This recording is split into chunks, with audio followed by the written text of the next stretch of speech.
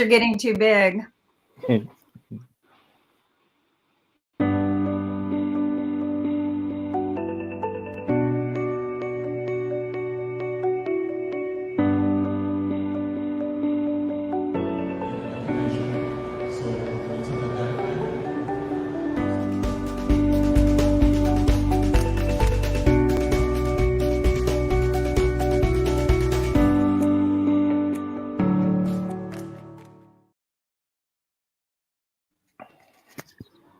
Namaste everyone and good evening from India. Good morning to America and good morning to Willie from Australia. Today we have Kimberly joining us from North Carolina and we have Willie joining us from Australia and I'm from Delhi, India. And we'll start with the good news that today we have a chess game going on at 3 p.m. EST and people can join us and take part and then there are wonderful prizes to be won in this situation, and then I think we must be having a good time. And if someone wants to join our VIP lounge, we'll share the link and they can join us on VIP lounge as well. And then just see how two grandmasters from Germany and from Romania fight on the chessboard and who wins. So that's for today. And also, and before the chess game, we have a musical hour as well with Alexandra May. She's the popular musician and performer from South Africa, and the music is for the world, and that's what the lineup is. And we'll start with Kimberly. Yes, Kimberly. No. What I was going to say is that the VIP lounge is for you to kind of watch us and see how we I guess place our bets or our guesses with our crowns. But also from 2 p.m. to 3 p.m. Eastern Standard Time, Alexandra will be joining us to share with us a little bit of music from her up and coming show that she's going to be having here real soon. So the host from World News, we're going to step back and kind of take a little lunch break or dinner break, and the rest of the world are going to be wonderfully entertained. This woman is awesome, and she's full family entertainment. It is good, wholesome, quality music. I'm excited. Good. We all are excited, and our viewers are also excited because last time when she was on the show, everyone was like to listen what she has offered, and then it was beautiful voice and with the natural music and how she was carrying it. It was wonderful, and we are looking forward to see how she performed today. Oh, I think. Willie? Yeah, Willie. How are things going down under, Mike? G'day, mate. G'day, Mike. Yes, just looking at the stats, quite a few of the places have flatlined. Awesome. 1, 2, 3, at least 4 capital spots have flatlined. The total deaths is 68. The total death is 68. And it's a lot of the places flatlined and really happy. The restrictions is working. Having said that, I've heard, I'm not sure whether it was last night or the night before, that they're going to open restrictions. Let's see how that pans out. Because I'm curious about that. I call it re-entry, right? Yes, re-entry is a good phrase. What is the re-entry stages?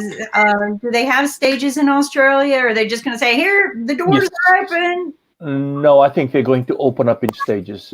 I think that's globally that has been the business plan, that they bring it out in stages. Okay, so we had Kumo on from New York last night. I was listening to his statement, not just to the state, but to the nation. Okay.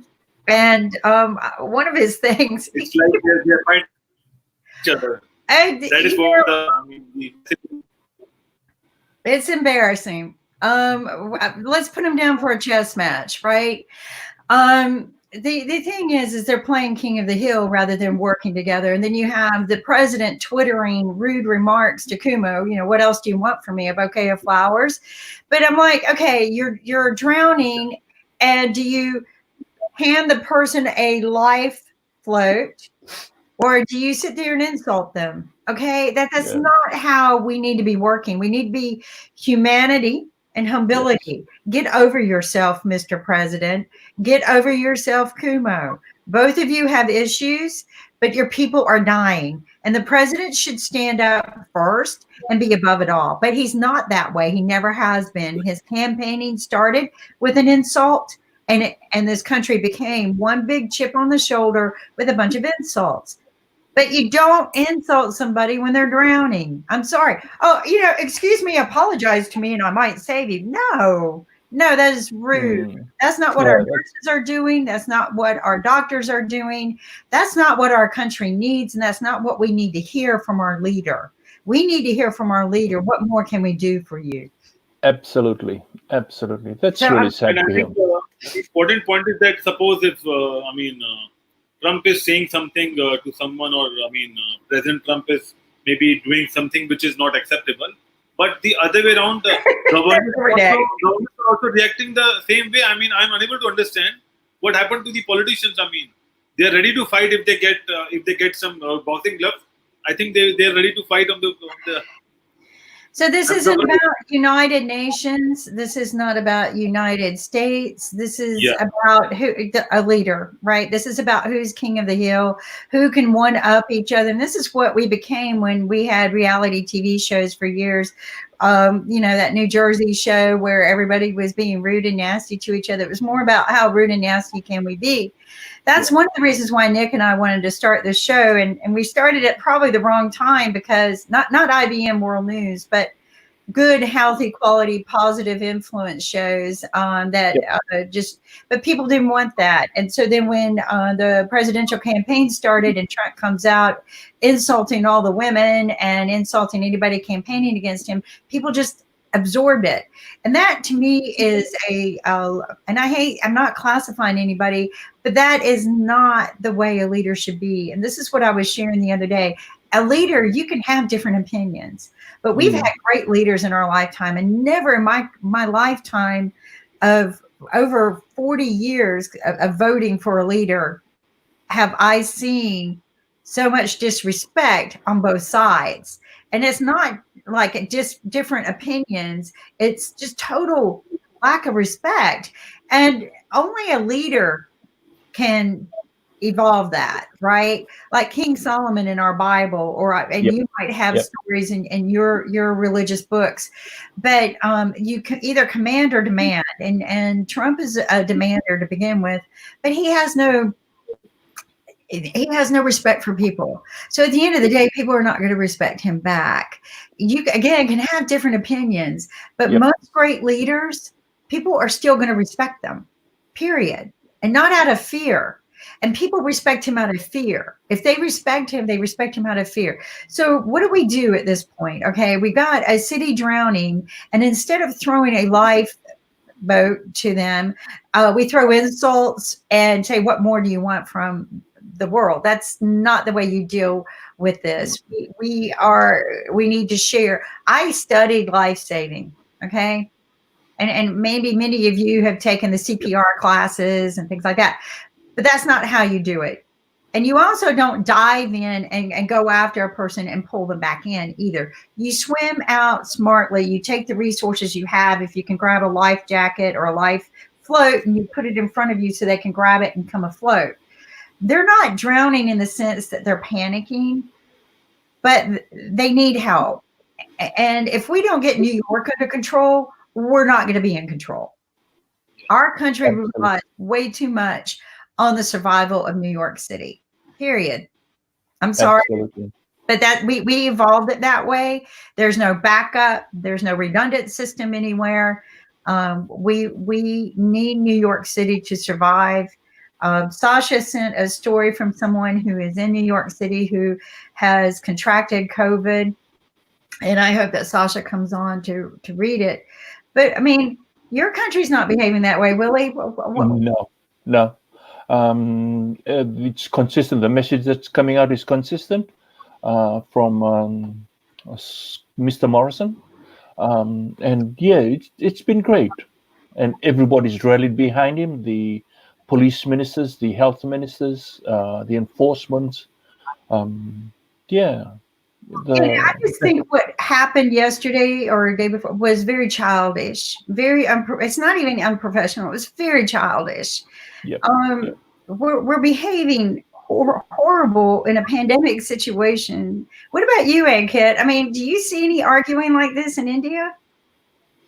So, I think I would say that our Prime Minister is doing a tremendous job, and people started calling him Dr. Modi because he's taking the right actions. But the problem with India is that we have 1 billion people, and you know that, if 19% of the people are doing good, and if 1% is not following the things, you have a difficult time because that 1% is also big in numbers.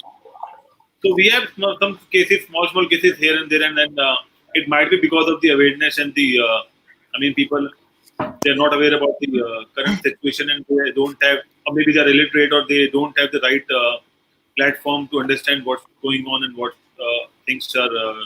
But a lot of community support is also there. A lot of NGOs and a lot of community bonding is there, and people supporting them like anything. They are creating a lot of masks for them. They are supplying food. They're supplying medication. They're trying to do whatever the best they can to give them the best of the resources and utilities at this point of time, and also create an awareness that what is coronavirus and how you have to protect yourself and how it spreads to the other person.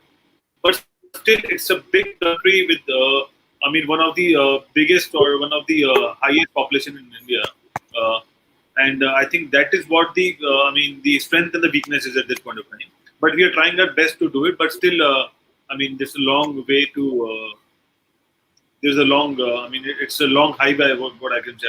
It's a long road, and we are not sure how far we have reached so far. So, let's see how it goes. The thing is that. Namaste, Rakesh ji. Good evening. How are you? Namaste, Rakesh. And I just think that, again, we need to start working together, not just in one country, but globally, and we're not communicating globally. I'm glad to see that other countries are. Nick just gave us a good show up, even though I'm probably beating viewers are waiting for Nick, because Nick promised us to show on Saturday, and I'm not sure why he's not available, because our viewers are asking a lot of questions from Nick, and he's not available. Well, he's coming. He'll come on. Just give him a chance. He likes to beam in and out. Beam me up, Scotty. But I was expecting, because it's a test day, so I think Nick should join. He will. He will. So again, Nick likes to beam in and out. Nick is a science fiction. I'm not going to say he's science fiction, but he says he's on the road right now. So again, Nick is between two houses, right? And during COVID, it has been a very big struggle for him to move. He was one of the fortunate people. He signed his paperwork the day before COVID shutdown started to happen. So, Chess, yes, he's going to be back. Nick, you're funny. I hope he's not the one driving. But, let's talk about the stats right now. Willie said that it's kind of flatlined there. We know that India is just not worried, right? You got things controlled in your centralized locations. You know where the hot zones are, and you're picking up on those when they happen. In the United States, it's just not that easy because, again, like I tried to explain to everyone, we're not a government that easily controls things. Each of our states are individual. And inside of each of the states, each of the cities are individual, and each of the cities, each of the towns. So, we have mayors and, commissioners, and everyone wants to believe that they are the full voice for whoever they represent. At the end of the day, if anyone ever read the law books, which I am not a lawyer, but if you read the law books in the United States, the federal government trumps over all law, no matter what. So you could be in a lawsuit in your town, lose, appeal it up to the, state, and then appeal it up to the federal. At the end of the day, federal law trumps state. The only thing that cannot trump any law, and I shouldn't mention this, but I've read this once, is you can't trump school laws. You know, if the school is the one and only law in its environment. So if the school says something happens, then so it shall be done.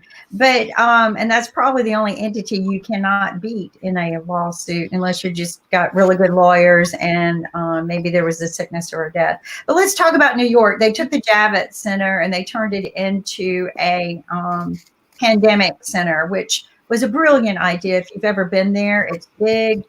I don't understand why we cannot start taking hotels or motels and turning them into zoned for COVID treatments as well, because you get a bed, a nice comfortable bed. You're in a contained room that can easily be, decontaminated after somebody leaves. It's quiet. You have so many other resources at your hand, such as usually enough outlets, TV. So I don't understand why we're not utilizing some of the real estate resources that we have to better contain this. Get this out of the hospitals where real sick people of other problems can go to, or the medical center where they can go to without risking being infected. The other thing is I was reading that they're not doing all the testing that they should be doing. And there could be a million excuses for that. But my concern is that we say testing is how we're going to gain control of this. I think still, I believe in the centralization of a community. I believe in, putting your parameters and centralizing the community and then let your community grow. But I've been getting just beautiful stories from other people, like they have restricted people from buying seeds, so we can't plant our own food. I hope that's not true. I've gone to the plant market up the street. Again, we live kind of in the country. Maybe I'm being a little too free occasionally going up to certain areas, but I wait until the traffic's low, and we're low traffic anyway. And there are plenty of plants at the Home Depot. There's plenty of plants being provided if you just want to start from plants. I didn't go inside to check the seed section, but and if you can't order it online, I'll ask Lynn Shepherd if we can get some seed packets in the Family Dollar store online, or in the Lynn Shepherd Family store online, because that's a good way to spend your time. There's nothing more fun than planting a seed. And we used to get milk cartons in school, right? And we would not throw our milk cartons away. We would save them up for just before spring, and we would plant seeds in our milk cartons. Somebody would bring in dirt and we would plant seeds. So by Mother's Day, we had milk carton flowers for our mom, right? How goofy is that? But it was fun watching, right? It was fun watching the plant come up and bloom into something very beautiful. And there's no reason why people can't do that. Not sunflowers, but we would grow marigolds. They're easy to grow. They're very resistant to insects, diseases. They're good to steep in tea. Marigold, people don't know this, but marigolds are good. But when the flowers dry, the seeds are great. Like they reproduce really nicely if you plant them. So you can have a brown thumb, or a not growing thumb like me, because I don't have a green thumb. Willie, what are you doing? You've got a tree outside that you leave all your problems with. Are you planting flowers? I'm very connected to the earth. So whenever I have issues, we all stuck at home now. So at work, there's lots of things that's happening, I come home and I park it outside the house. Yep. I hold on to this tree and, take 3-4 good breaths. Okay, you're sitting here, you're not going anywhere. Then I walk inside the house. I love it. And next day when I come out, okay, let's go to work. Hold on and take it with me to work. So that way, I'm learning to be present to the problem or the issues that's happening. That you present. A lot of us have a problem, but we're not present. Our mind is somewhere else, thinking about other things.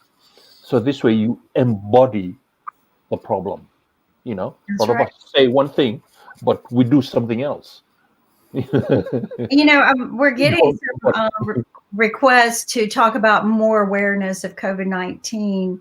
Yep. And, one of the things we want to do is inspire, we'll share treatments that are coming down the road. We'll share with you doctors, inspirations from doctors and things like that. But some of the things we want to inspire people on, Yep. that you can do things at home. You don't need to be sitting there being bored. Read a book. We're going to try to give you ideas. If you need a good TV show to binge watch for the length of COVID-19, Midsummer Murder Mysteries, it's really good. It's an hour and a half long each show. There's no cliffhanger at the end of the show. It's done. And they got 28 or 29 seasons and still going. 28 or 29 seasons and still going. That's a lot of shows. seasons. That's a lot of shows. You believe me, it takes a long time to binge watch through it. I did it while I was recovering from one of my surgeries. So it's, and they're good. They're healthy, good murder mysteries, if murder mysteries could be good. but I love the characters in it, right? I love the people. You kind of get used to them. Another one is Death in Paradise. See, I see the trend I get when I leave this show. Death in Paradise. Another one of my favorites is Rosemary and Thyme, which I've gone back and started watching because you can get that series on YouTube now for free.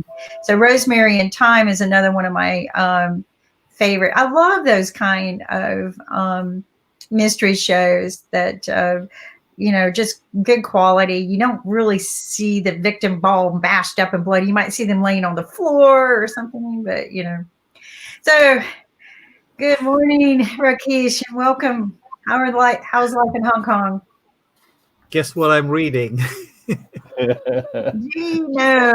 Oh my God. Matt Ridley. Very, very good book. Very well written. I'm gonna have to get that. So to explain a little bit about the book. Well, it talks about it was written. This is written before the COVID-19 came about, and it is about the human genome. It's also about our evolution, how DNA and RNA work. A very comprehensive book on genetics.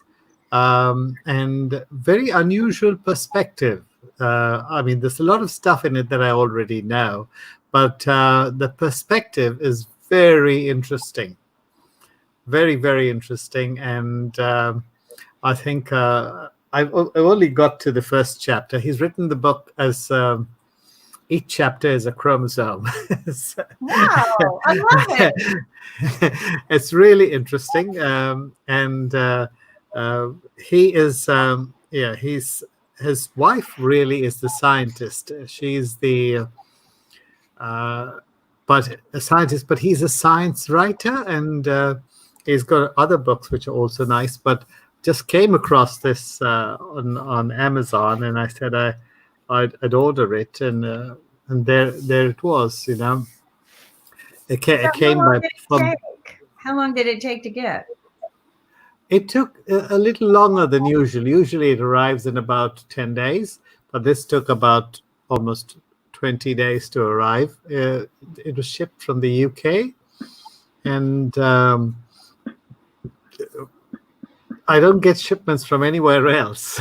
Somehow, when I order from Amazon or Book Depository, this happened to be from Book Depository, and I get them from UK. At least I get them when I order them. So it's nice. It's good fun so far. But I just wanted to mention there's a YouTube show by Dr. Mike Hansen, and he is a pulmonologist. So and that's the first organ that gets hit with COVID-19. Very lucid, very nicely explained. So I just thought if anybody's wanting to get something which really comes down to a layman's level, Mike Henson is his channel is called Dr. Mike Henson. He's American and very clear in his explanations. We'll have to check that out. I like the clear layman terms. You can. Yes. That's the reason why I like the National Geographic explanation of COVID. It really just enlightened me because to me, National Geographic speaks layman anyway. And wonderful. Yes, it is wonderful. I subscribe to it. I do too. I've been subscribing to it since 1982. And we had a family. The family had been subscribing to it since it was the black and white cover. So yeah, I know. And unfortunately, it got stored into a facility we thought that was a little more airtight, and they all got destroyed. But that's okay. Books, we learned we don't need to be hanging on to that many books. Yes. You can't bring yourself to throw them away. And my first exposure was as a little boy. My father used to bring them home. Somebody in the office used to subscribe for the company. And when the books got old, they were instead of throwing them away, my father would bring them home. And I loved the magazine. And after coming into Hong Kong, I started subscribing to that, and it's really lovely. But just for information, Dr. Mike Hanson's pretty nice. I've been watching quite a few of these that I just found his quite good, but that's just my taste.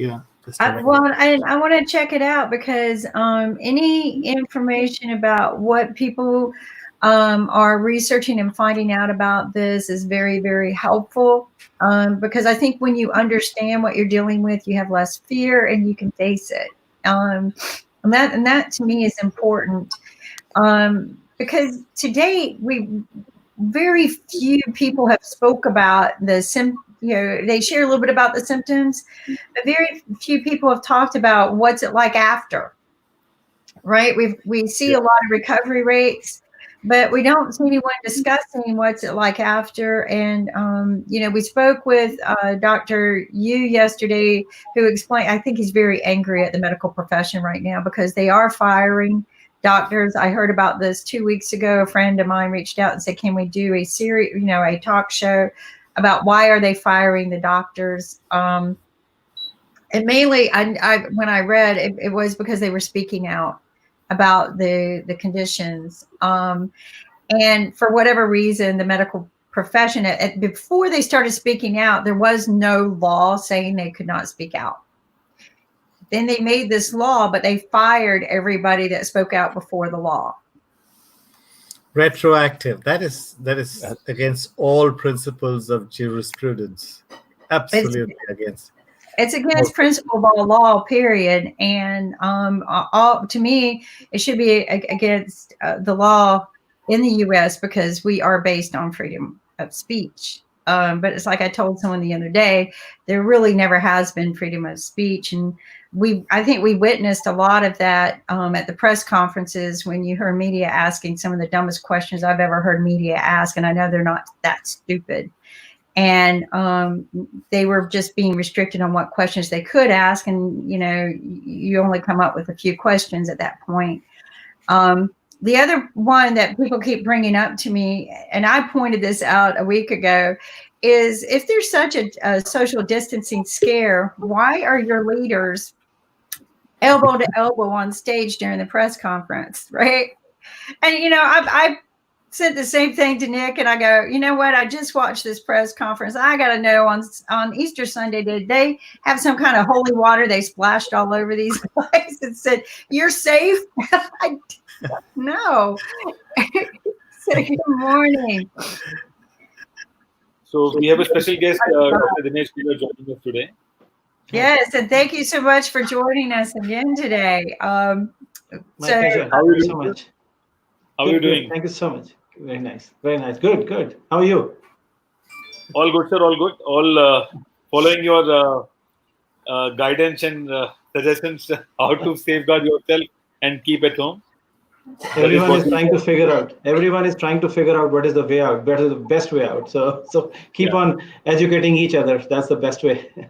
That is the work. That's what we are doing, sharing the best practices around the world, and how we can unite the world together, because the world is still not united, and that is what we are trying our best. Keep things simple and clear and easy understandable to everyone around the world, so that we can,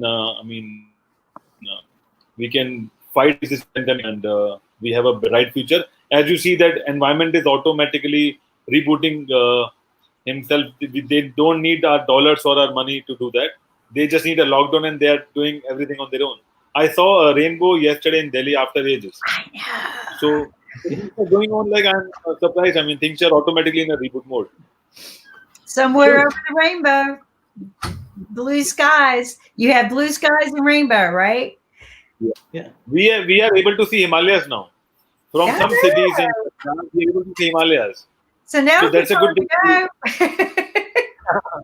Nick's booking his trip. You know, something I noticed too, are people are still traveling in the U.S. I received a notice from someone who came from Florida to North Carolina.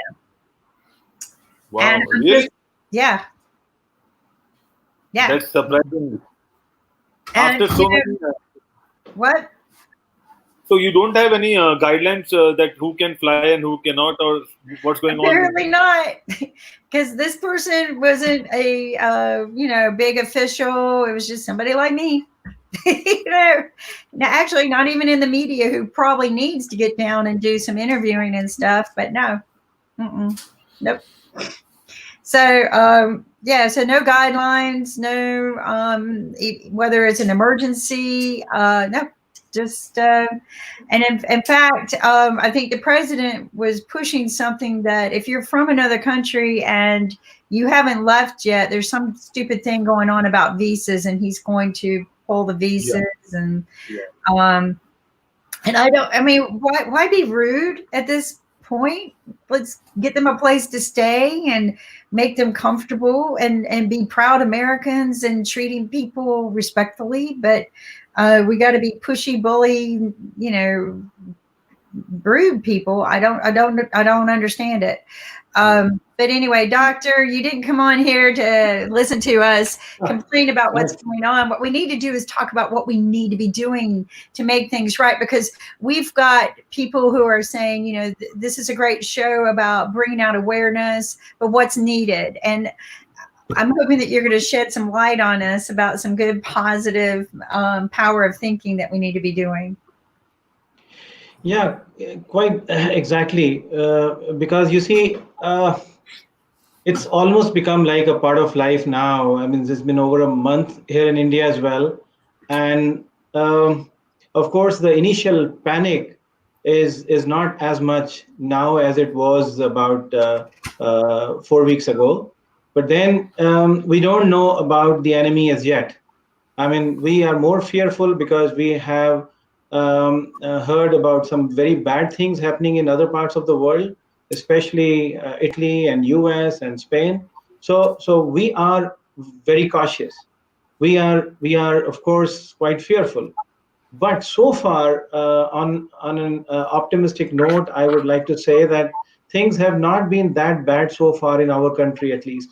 But that doesn't mean that we can afford to be complacent. The coming few weeks can, of course, throw a challenge. So we are all geared up. We are in a slightly advantageous position because we are learning from other people's experience, other countries' experience. So we had the time to evolve our strategies and form some protocols, at least in the hospitals, to be able to fight the COVID-19 pandemic in a more prepared manner, I would say. But as I said, this is little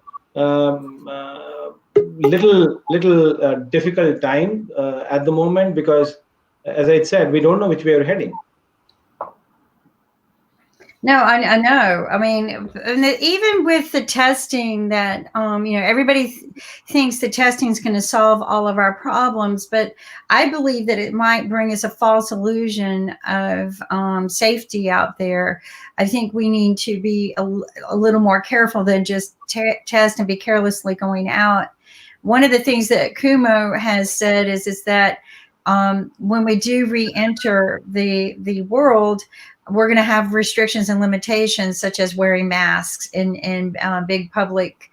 Even if we go to big public events and gatherings, that a mask will be required. And I loved his rudeness about this. Is like, and I don't care that you think you're not infected. You got to respect other people, and if you can't respect other people and want to protect them, then don't go out. Stay home. Yeah. But we don't care about you people who don't care about other people. Don't go out when you're sick, and don't go out without a mask, because it's not about you. It's about the other people. And I'm like, whoa. And I get on people about wearing a chip, but he's right. We got to be very, very careful. Good morning, Dr. Moskowitz. Good morning. Good morning to you all. Namaste. Namaste. Namaste. Namaste. So we got two doctors here that, as I understand it, we're about work in the dialysis fields. And Yeah. Moskowitz, you had brought up something the other day about being able to do things without having to have dialysis. And I would like to understand that a little bit more. A friend of mine is wanting to actually just took his father off dialysis. In some cases, and they did so because he was just making him sick. But sometimes that means, a death warrant as well. What is your advice to people like this? Well, once they're on dialysis, I unfortunately have nothing that I can tell them, because nobody really knows how to get people off dialysis. By then, the kidneys are shrunken, and there just doesn't seem to be much hope, short of something miraculous like stem cells, which so far has been a con job, netting billions of dollars and zero in terms of clinical results. I think that we have a tremendous hubris when it comes to nature, and maybe the computer people, and I beg your pardon when I say this. The computer people have given us everything, but it essentially amounts to a better telephone. But there is we have no inkling of how complex nature is, how these systems feedback and either amplify or dampen each other. We have no idea about frequencies and oscillations, and I mean, it's just an incredibly well-tuned system, and we're not even listening to it yet. I mean, this COVID-19 virus is a perfect example of how little we understand about stuff we've been studying for hundreds of years. So I've now sort of wandered far away from your question, but it had to do with dialysis. Once somebody's on dialysis, it's too late, and unfortunately, half of diabetics get there. And I am one, so it's not purely an academic issue for me. But I think the trick is trying. The battle is won in the early stages, just as it is with this virus, and it's basically fought by primary care providers. And right now, primary care providers, any nephrologist will tell you that they get renal patients far too late, when their creatinines are far too high. And there's not a whole lot to do except, prepare them for a vascular access. What I think needs to happen is that primary care providers need to be lowering creatinine on their own. And I found that high dose quinapril does the trick. I'm currently working for a Hispanic healthcare plan where people in their 80s have stage 1 CKD. I mean, their EGFRs are are 50% higher than mine, and I'm 70 basically. They're in their 90s, and their GFR is in their 90s. I've never seen anything like this, and they're diabetic. So I'm humbled because I thought I would just go in and keep everybody off dialysis. Now I find out that there are patient populations that we know nothing about that are doing just fine. India is not one, and nor is China. And I think just like COVID-19 is going to be a big challenge for a huge country like India, there's no question that dialysis is going to be. And so for the moment, it looks like my protocol will be useful for a country like India, but I'm prepared to be proven wrong. Wow, that's huge. I think we should take Dr. Kuller's view on that as well. Dr. Because Kulo, yeah, what is your view on that? So, so I would quite agree with David on a few things there. But then before I answer that question, Kim, I would like to clarify for the viewers a few of the things related to the word dialysis. Well, you see, when we put someone on dialysis, what is important to understand whether it is a permanent kidney failure or a temporary one. Because so many times there's a confusion in people's mind when they would hear a story that, look, a person was put on dialysis and then he's been off it and for years he's off dialysis, or maybe forever the person is off dialysis. So that was something called acute kidney injury, and this was a temporary failure. What we are referring to here today is something called chronic kidney disease and advanced form. And I think all this discussion revolves around when we have a permanent kidney failure, and that too, the requirement, and there too, sorry, the requirement of dialysis doesn't happen overnight.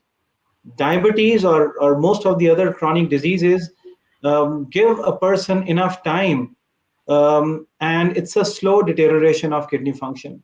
So let's say, for instance, the case of a diabetic. For years, at times, diabetic doesn't even come to know that he or she is a diabetic. And once they finally come to know, so very often they're not taking good care of their diabetes. Even if they are taking some kind of treatment, the control over diabetes is not optimal. And that is when the problems arise. So there again, it takes a number of years. And what Dr. Moscovitz was referring to are the stages of chronic kidney disease. Like we have chronic kidney disease stage 1 moving down to CKD stage 5. One being the almost like a normal looking kidney function, and CKD stage 5 is quite an advanced kidney failure, almost a stage of requiring dialysis. And this is when we start planning dialysis and actually implement it. Now, if the stage of deterioration has been gradual, 1 going on to 2 to 3 to 4 and finally 5, and which happens over a period of years, obviously it means that this is a point of no return, and a person once put on dialysis is going to remain on lifelong dialysis, or he or she can opt for kidney transplantation. Now, obviously, Dr. David is absolutely right, and that's the case in India as well. Most of the times, the patient reaches the nephrologist quite late. And once they reach, let's say in the stage 4 or stage 5, this, as we know, is already a fairly advanced stage. And on top of that, it is a progressive stage. Even if you pick it up, and in spite of the best of the known treatments, it doesn't get stopped. You can slow down the rate of progression, but you cannot stop it. And eventually, it will reach a stage of requiring dialysis or kidney transplantation. Now, if a developed country like the US or the various European countries are finding it difficult to cope up with the magnitude of the problem of people requiring dialysis, you can imagine what kind of perception we have of it in a developing country like India. So obviously, and this is what we had discussed last time as well, we would love to pick the diabetics early, control their diabetes quite well, so that they do not have a progressive disease, they do not reach the stage of dialysis if it is picked up early and tackled quite early in the course of the disease. But once the disease has progressed to a more advanced stage, it is actually going to involve a lot of expenditure, and obviously even the rich countries also are finding it extremely difficult to cope up with that kind of expenditure involved. So this is what we are concentrating on in our country. At least we are uh, trying to screen more and more population, spreading the awareness about diabetes, because diabetes, as we had talked last time as well, is the biggest challenge as far as people landing up in dialysis is concerned, even in our country. So this is where we stand, and I think there's nothing better than prevention. So, Right. Dr. Kumar, we have seen some cases where people who are on dialysis they end up losing their diabetes as well. Is that the case? Really? Yes, What do that's something interesting which happens. Yeah. Diabetes is the culprit, but once diabetes has caused advanced kidney failure by virtue of the fact that patient has lost the kidney function, diabetes sort of disappears. Because what you need to understand is the kidneys were supposed to metabolize insulin and whole lot of oral diabetic drugs which this patient was taking.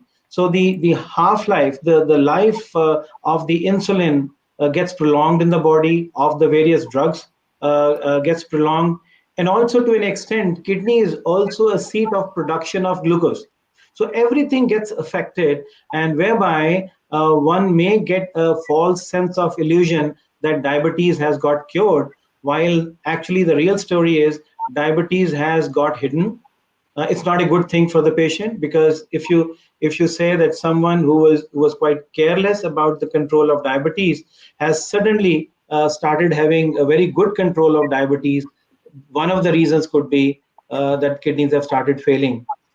So what we want to hear is that the patient has become so compliant, he's been exercising regularly, he's taken good control over diet, and that is why diabetes has come under control. That is a good thing. But to the contrary, if we hear that the patient was as non-compliant, as careless as before, yet the diabetes is coming under control, one of the reasons could be, one of the important reasons and very common reasons could be occurrence of advanced stage of renal failure, and that's not a good news for the patient.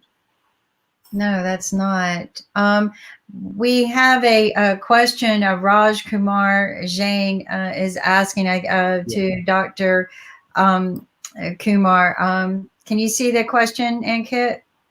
In case of CRF, whether dialysis can be done through port of or fistula. Yeah, so I think what Mr. Jan is referring to is supposing a patient starts requiring dialysis, how we do it. Now, you see, everyone understands that dialysis is a process whereby you withdraw blood from the body, make it pass through a dialysis machine where it gets purified, and the same blood is returned back to the body. But obviously, one also understands the fact that by merely sitting in front of the dialysis machine, things are not going to get sorted out. So you have to be hooked onto the machine. Now, how do you do that? So obviously, there has to be a port, and that thing can either be a temporary access, which is what is called as vascular access. It could be a temporary one, whereby we put in a line, typically in the internal jugular vein in the neck area, and you can start dialysis right away. But the permanent sort of vascular access is AV fistula, arteriovenous fistula, whereby you combine over, typically over the wrist, you join the radial artery with the cephalic vein, and you actually arterialize the cephalic vein, whereby a lot of blood now flows into the vein. And now, if you insert two needles here, you can start the process of dialysis. You draw the blood from through one needle, make it pass through the machine, and then the purified blood comes back into the body. Now, that is where the whole importance of planning comes into. If the patient was able to listen to the treating nephrologist, the advice that the dialysis is going to be required in the next few months, and it's better to go in for an AV fistula. The vascular excess is the best thing to do, because it takes anywhere between 6 weeks to up to 3 months for this thing to get mature over the arm. So if you had not planned your disease treatment well in time, so what is going to happen is, one fine day you will be told, the patient will be told that you require dialysis now, and he or she is totally ill prepared for the same. And that is when we have to resort to the temporary access lines, the tunnel catheters, which is called a perm cath, and the dialysis can be started. So the process of dialysis remains the same. It is how you connect the human body to the dialysis machine can vary, and that's what the essence of this question is. I hope I've answered Mr. Jan's question. So I need to understand a little bit, because we got two doctors from different parts of the world. Dr. Moskowitz, is it the same process and procedure in the United States? I mean, all of that is the same? It's absolutely the same. When I listen to Dr. Kular, who is an expert, I just shudder, basically, because my whole goal is to prevent people from getting to that point, and I think I can do it. So all you have to do, so people have heard about the horrors of getting large bore needles inserted 3 times a week into their arm, their fistula. And actually, most of the game of dialysis is keeping your access from getting clotted off or from ballooning out into giant aneurysms. And actually, dialysis didn't become possible until a guy from Seattle in the 50s developed a Teflon tube that would not clot off. I'm trying to Schilling or Schelling or something like that. Scribner, are you trying to remember Dr. Scribner? Yeah. Sorry. So there's something very interesting about Dr. Scribner. Yeah. Anyway, I'll probably, if time permits, relate to that. Yeah. Wow. So this is early Alzheimer's for me. Anyway, what I want to do is prevent Alzheimer's, prevent dialysis. Now in the era of genomics, and I have to show my T-shirt. Let's see, there's whoops over here. Sorry, genomics, genomed. In the era of genomics, it's clear. It becomes clear what the genes are that cause disease, and you don't need all of them. You just need an early one. And we found 25 years ago, 26 years ago, that ACE overactivity was behind most diseases, actually, including mine, renal failure. And people have been using ACE inhibitors for a decade already. So armed with the genomic epidemiology information, we had the confidence to go up on the dose. And it turns out that high dose of a particular ACE inhibitor, quinapril, can actually lower creatinine. And even stage 5 patients now, I have evidence I can keep them off dialysis. There's a woman now going on 2 years who's in stage 5. So that's pretty good. I mean, 2 years is as long as people live on dialysis. So keeping them off is pretty good. So some basic question for Dr. Kular, that how long a person will stay on dialysis, and also how long the fistula will also carry the burden of the daily or maybe weekly thrice pin up on their hand and then do the dialysis. Yeah, well, I think, I'm sure when Dr. Moskowitz says that 2 years is all that these patients mostly live for, I know that he will testify to the fact that the long-term survival of the kidney patients or the dialysis patients has vastly improved. Now, let me tell you, we used to look upon countries like Japan and some European countries, and to some extent US as well, when it came to the long-term survival. And we in our country used to wonder as to how people are surviving on dialysis for periods as long as 20 years, 30 years. And in fact, recently we came across a person who in Japan has been on dialysis for good 46 years using the same AV fistula, right? But now, fortunately for us in India as well, the survival while on dialysis has significantly improved. The quality of dialysis, luckily in our country, has immensely improved, whereby we have started looking at people who have survived on dialysis for periods as long as 20 years, longer than that, and some centers would say even 30 years.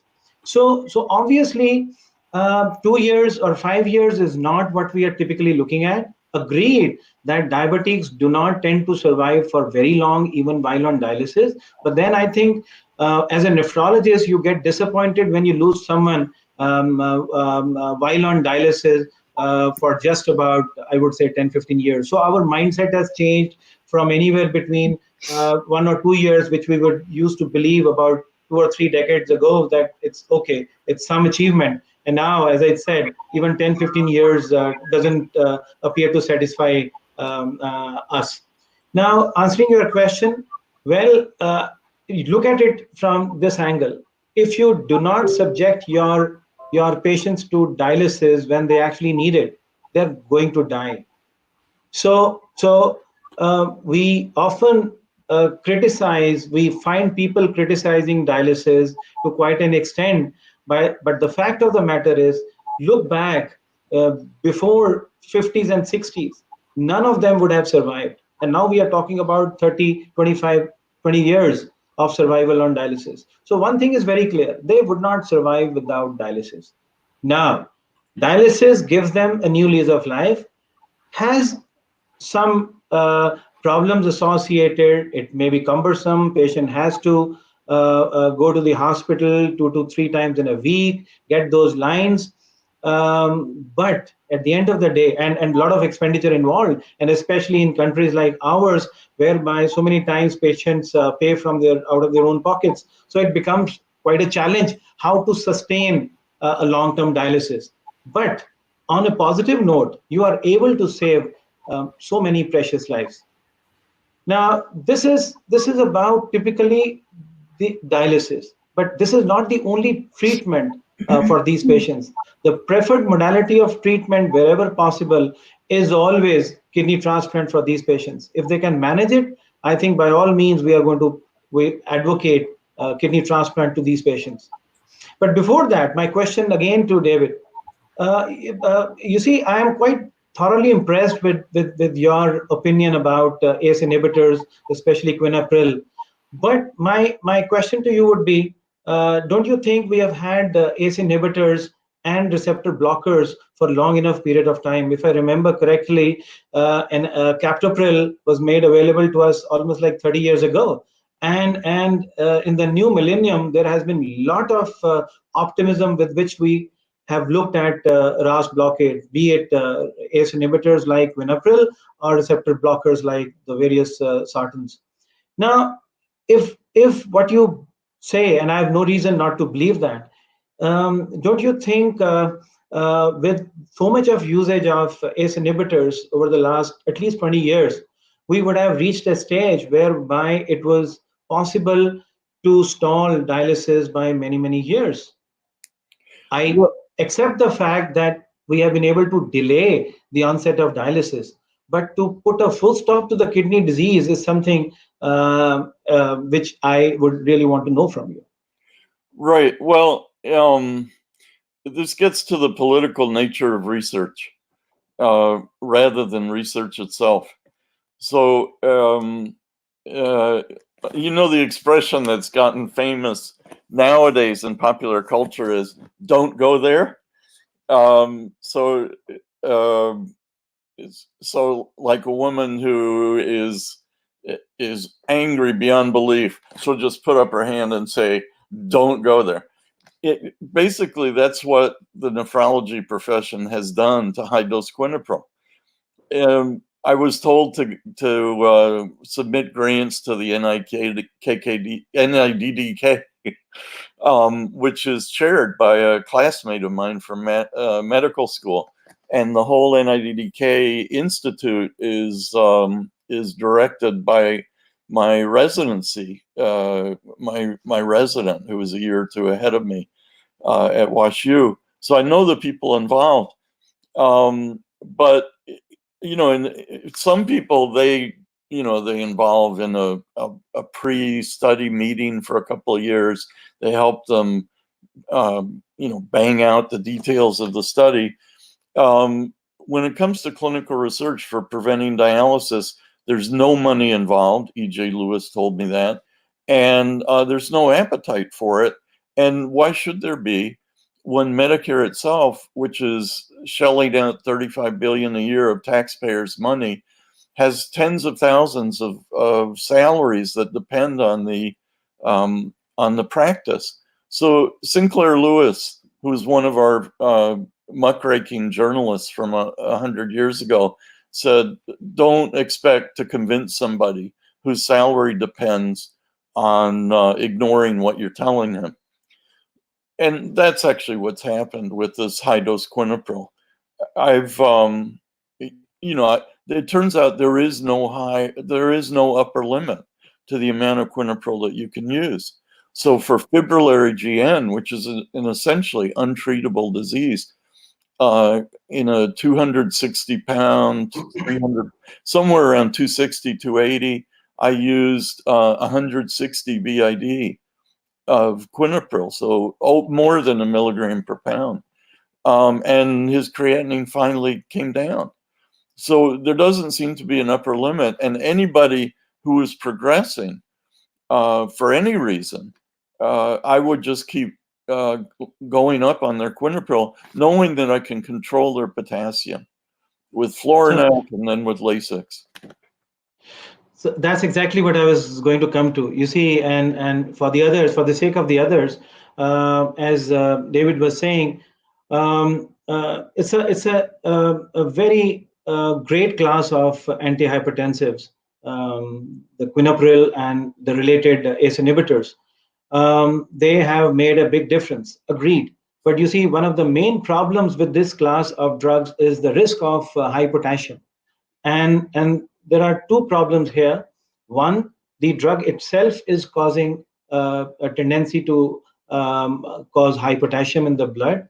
And secondly, the kidney function is deteriorating. And the kidney is the seat of excretion of potassium from the body. So with the advancing renal failure, the kidney's capacity to get rid of potassium goes low. So there is, on one hand, as such, higher chances of having high potassium in the blood, and on the other hand, you are giving a drug, which of course, you are giving because of the positive effects, which is going to give to the patient, but has a very important side effect, and that is high potassium. Now, what we also have tried a lot of high dose of, not necessarily quinapril, but maybe ramipril or some other drugs which were made available to us for last so many years now. But one of the limiting factors always was the high potassium. And I remember when you said that you're combining it with the Florinef, fludrocortisone, which gets rid of the potassium. But mind you, there are going to be problems now of fludrocortisone, because that causes sodium retention. So you are now hopefully not falling in a trap whereby you set about taking care of one particular aspect, and then in the bargain you are in going circles, taking care of one side effect after the other. But anyway, if you are able to demonstrate that yes, a supranormal high dose, well, I will accept the fact that we also have been using very, very high doses. I mean, even more than what were actually allowed to be used. But as I said, the limiting factor always is potassium. And for the viewers, again, the reason why we dread high potassium is because it can be a sudden killer. It can suddenly stop the heart without much of warning, because that's why we are terribly scared of high potassium. The normal value is less than 5 or 5.2, and the moment it crosses 5.5, it starts giving us some kind of jitters, and obviously we can't tolerate something more than 6. So I will need your comments as to how have you been able to manage your potassium and manage the side effects of fludrocortisone, and yet able to bring down the serum creatinine from the verge of requiring dialysis. You bring the patient back from stage 5 to stage 4, etc. Well, Dr. Kular, you're touching on many of the reasons why I'm still the only person using high-dose quinapril. I tried high-dose ramipril, but it didn't work, and so I wound up just using what was on formulary, which was quinapril, and to my delight, it did work. Turns out potassium can go up to 7. We used to have to dialyze people for 6, for a potassium of 6. I remember getting called into an emergency room in my tuxedo after a National Kidney Foundation gala to dialyze somebody who had a potassium of 6 or something. It turns out chronically elevated potassiums can be quite high, and we get nervous about things that aren't necessarily worth freaking out about. And in terms of my previous comments about how hard the system is to predict, and to Kim, it turns out that if you give Florinef less than daily, if you give it 5 days a week, you get potassium lowering, a chaliuretic effect, without sodium retention and fluid retention. And the minute you go to daily, then you get the sodium and fluid retention too, and congestive heart failure, and you have to use Lasix. And I found that out with my first patient. I didn't know any better. I used Florinef every day because that was the dose for orthostatic hypotension. And he came back a month later in florid congestive heart failure with a good potassium, but he couldn't breathe for the last 2 weeks of the month. So that's what taught me that maybe less than daily works, and it does. And now what I've done for very tough cases is I hate using Lasix because it activates the renin-angiotensin system, which seems to be the whole goal of the exercise, is to suppress it. And so now what I do is instead of 0.1 milligrams of Florinef Monday through Friday, I go, which is 5.5 a week, I go up to 0.8 a week, 0.2 Monday, Tuesday, Thursday, Friday. So there's 4 days on Florinef, with gaps in between. And that doesn't cause fluid retention. So that's really amazing and very interesting, you see, because if that's the correct way of using these drugs, then I think you are going to make a big difference, you see, because these weapons have been there and maybe we were probably not knowing how to best use them. And if looking at the kind of enormity of the task ahead, if any drug and with the correct way of using it, and along with combining it with the drugs which mitigate each other's side effects, I think that's going to be a great thing. Obviously, for my country, you see, where we will struggle to afford the cost of dialysis on too many patients, because as the numbers increase over the period of years, I think we are going to be in trouble for sure. So yes, any such strategy which you are wanting to promote is going to mean a lot, at least to my country. Well, I think it's interesting too. I just want to butt in because fluid retention is a huge problem with any and all of this when you're talking with diabetes. Is there a way that people can proactively address this situation by maybe drinking more fluids, or maybe even have fluids add to their diet to help flush their body out? Is it because their body's not flushing out the fluids fast enough and they retain the fluids? Because, yeah, that's something which I think common sense would say that yes, the function of the kidneys is to get rid of the various extra things, excess things, the toxins and the various electrolytes.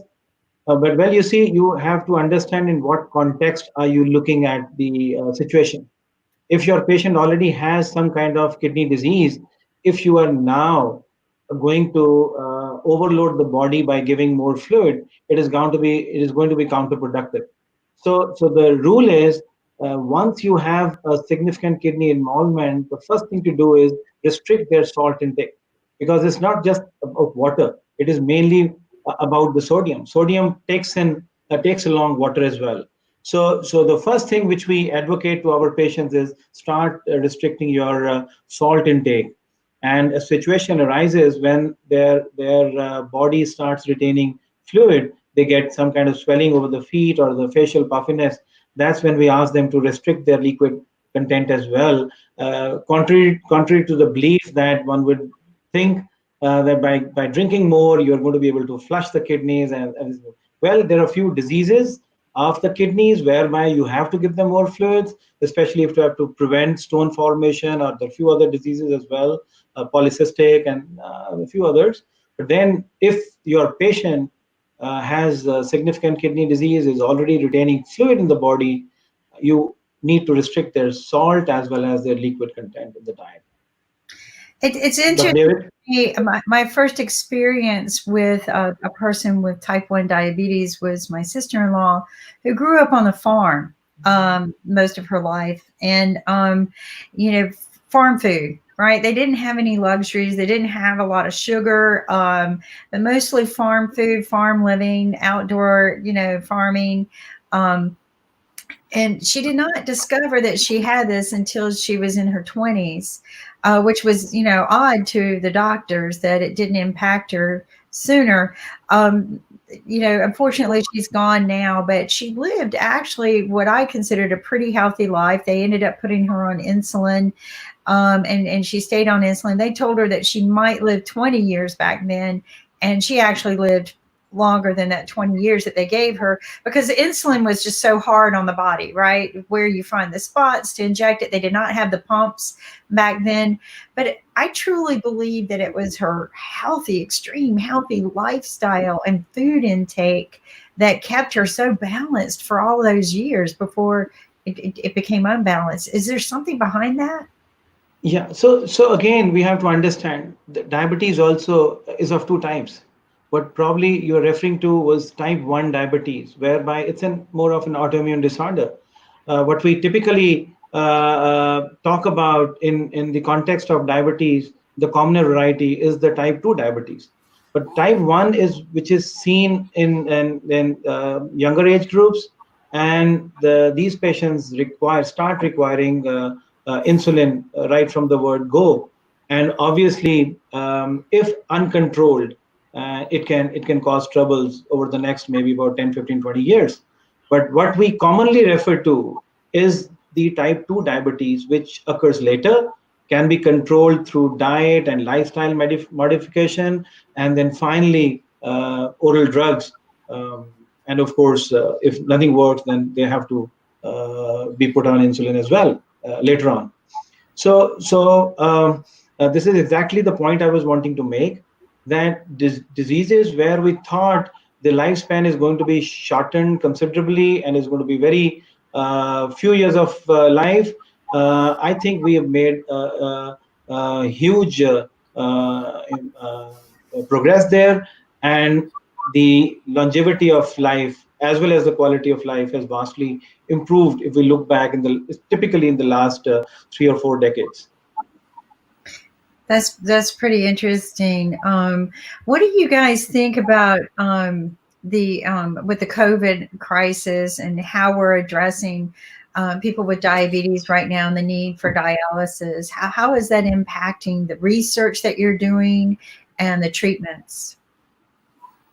Well, if you look at the patients, the diabetics as well, who are already on dialysis, it's become quite a challenge for us how to help them commute to the dialysis unit, and with the non-availability of the transport or so many times any help available to these elderly people to take them to the dialysis units.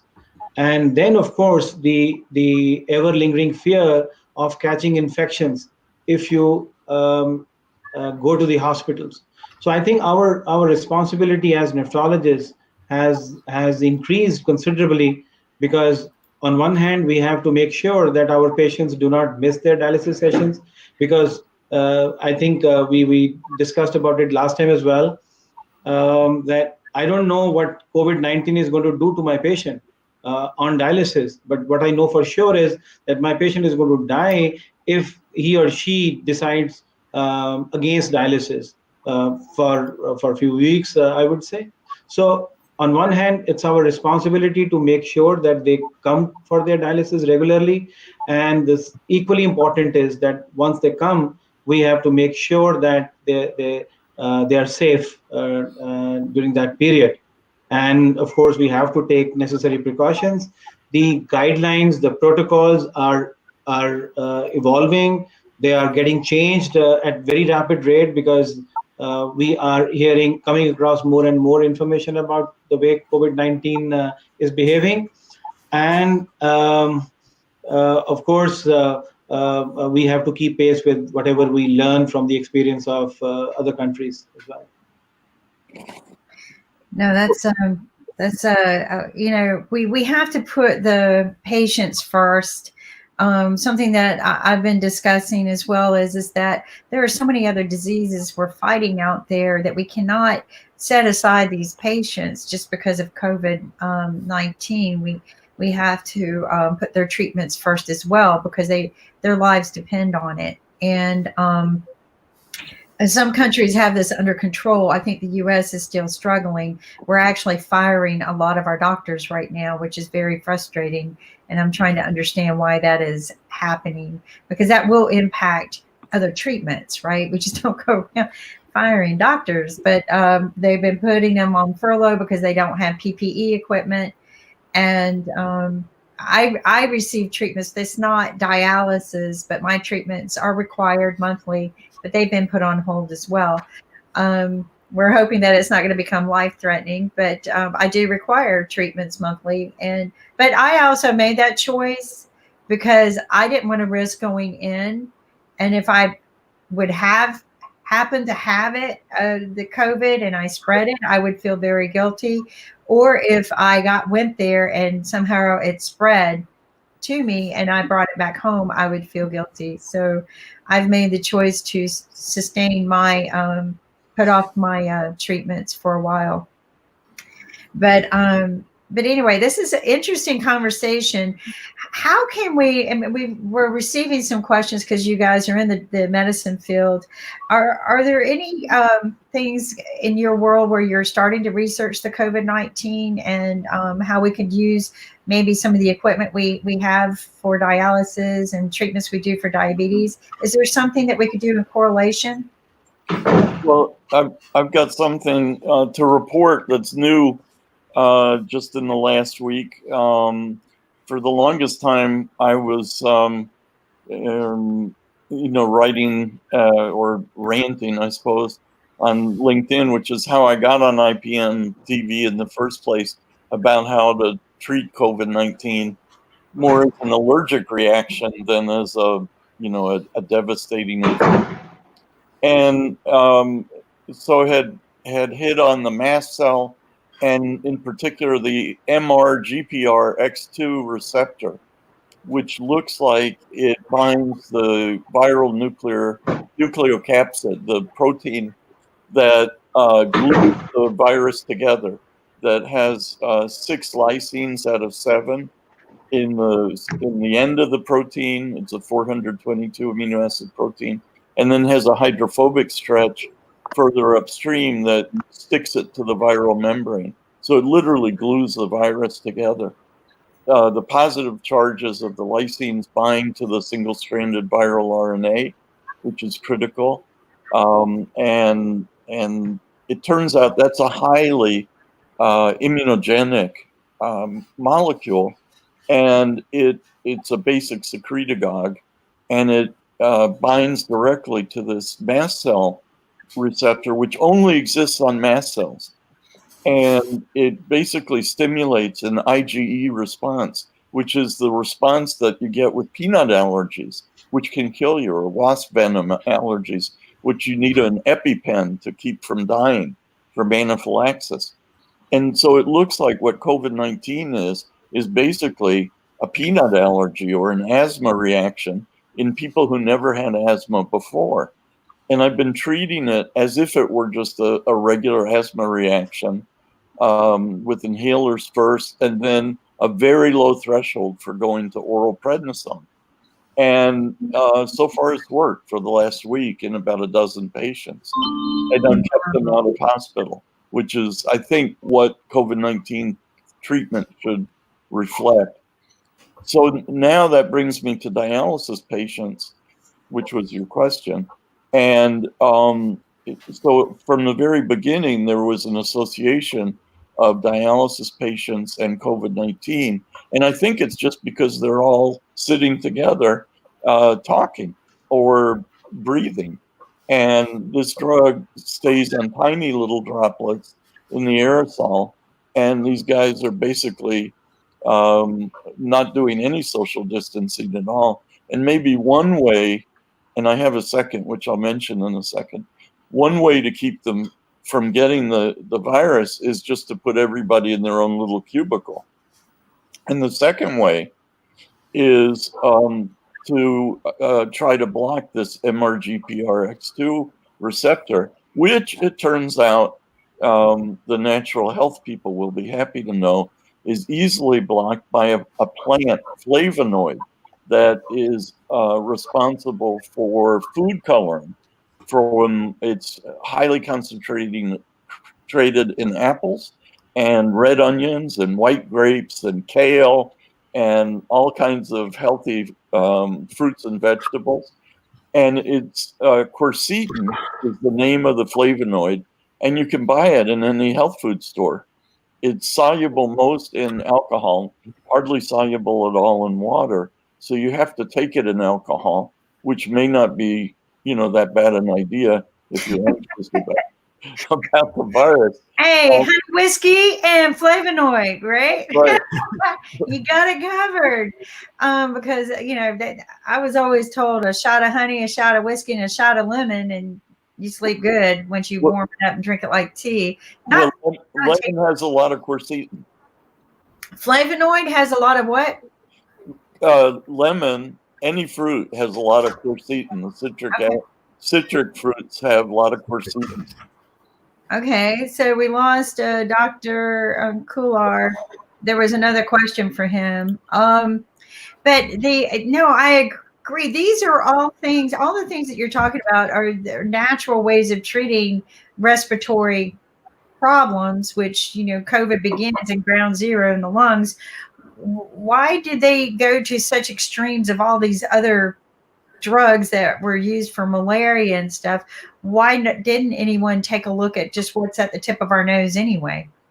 Well, tip of our nose is exactly right. That's where the virus lives. Exactly. And stimulates mast cells from there to eventually create an anaphylaxis reaction. Well, the hydroxychloroquine, the guy who pushed that had been giving hydroxychloroquine to patients for years, and is old enough that he's got connections to WHO and the upper echelons of French science. A lot of what we're hearing is political. It's not based on much data.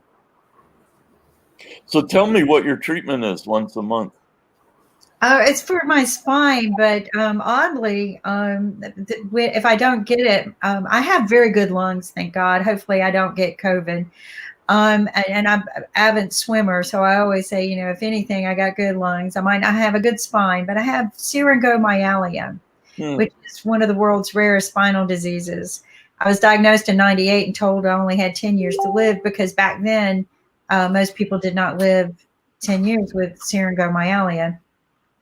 I have had several surgeries. One of the things happens is that my neurological system is shorting out, is what I figure. And when they found that giving me shots in my spine, shorting out the short out, I do fine. But if I don't, my lungs feel like they're crushing, which they don't understand because they go, circuit-wise, this doesn't seem right. Right? Like circuit-wise, where you're having problems doesn't seem right. But they also forget that they probably disoriented my circuitry because I have a hole growing in one part of my spine and they drilled another hole 2 inches down my spine. I was the first surgery to be done that way and survive. And that was back in 1998. and they were able to remove some damage that was causing the hole in my spine to continue to potentially continue to grow and split my spine. So the whole goal was to prevent my spine from splitting. But for whatever reason, when the shots wear off, my lungs feel like they're crushing, and it's very, very hard for me to breathe. Well, you have effectively shut up the panel. Nobody knows syringomyelia. Nobody knows. Do you know syringomyelia? I've heard of it, but I've never had a patient.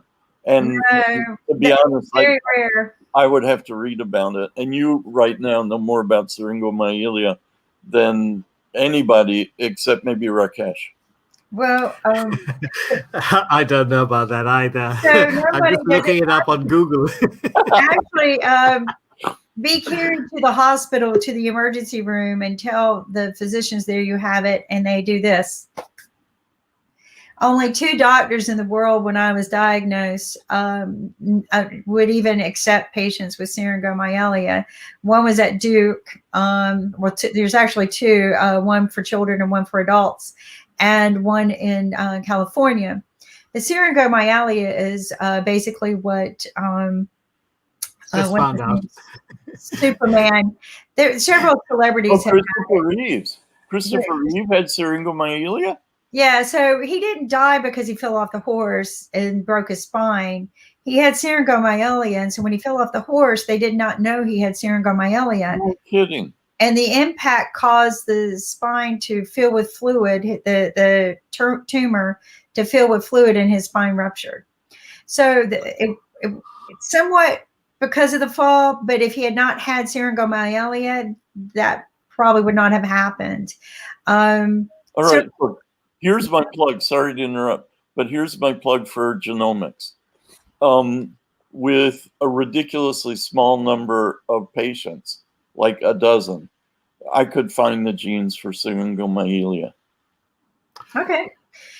Very few of us, maybe because the diagnosis is so complicated, it requires an MRI at the very end of the day. I think many people probably have it and just don't know. Sure. But it is a tumor that grows in the spine. There is no cure. They cannot treat it as a tumor. Radiation and chemo, all of that causes the spine to split. So they can't treat it with anything. Any impact to the spine will cause the fluid to build and the spine to split. So people died horrific deaths from it. It's a cystic disorder, and of which, the kidneys, polycystic kidney disease is like the premier example. And it turns out it sounds like it's the opposite of degenerative disc disease, which they've shown an association with the epithelial sodium channel, which is inhibitable by amiloride. So if the epithelial sodium channel is actually pumping sodium and water into this cyst in your spinal column, then amiloride should help. Amiloride is a simple diuretic. It's like 5 milligrams a day. It'll raise your potassium, but then we have ways to handle that. So like avoid bananas. So I love bananas. Oh my gosh. Oh, well, that's the problem. So that's what's making your amiloride so bad. No, I'm joking. Okay, no. I mean your syringomyelia. So anyway, I would try amiloride and see if it helps. Anything is worth a try. Sometimes I allowed them to do the rare surgery on me so that we could prevent it from growing.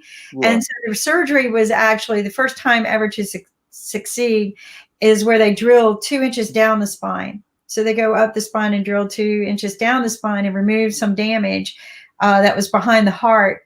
And they literally had designed a tool that arrived that morning at 5 o'clock in the morning so that they could do the surgery. The surgery was 8 hours. And wow. And I was one of the first successes. So I was very happy. I had to lay incapacitated for 3 months. I could not move my arms or my legs for 3 months. Well, because they drilled a hole down my spine. And so, yeah. So I had to rebuild all over again. and I did, and in order to continue walking, I have to do physical therapy every day, and walk every day. I have to get up and walk and move and keep my muscles. My spine doesn't really support my body anymore. My ribs do. See, all of this magical part of our body, when you say we really have no idea what our bodies are capable of, I tell people my ribs support my body because of all of what they do to me. So Right. Well, I would bet that a mule ride might help. I hate try it. I hate surgeons. I hate operations. I hate being laid up in bed for 3 months. The whole thing is so barbaric.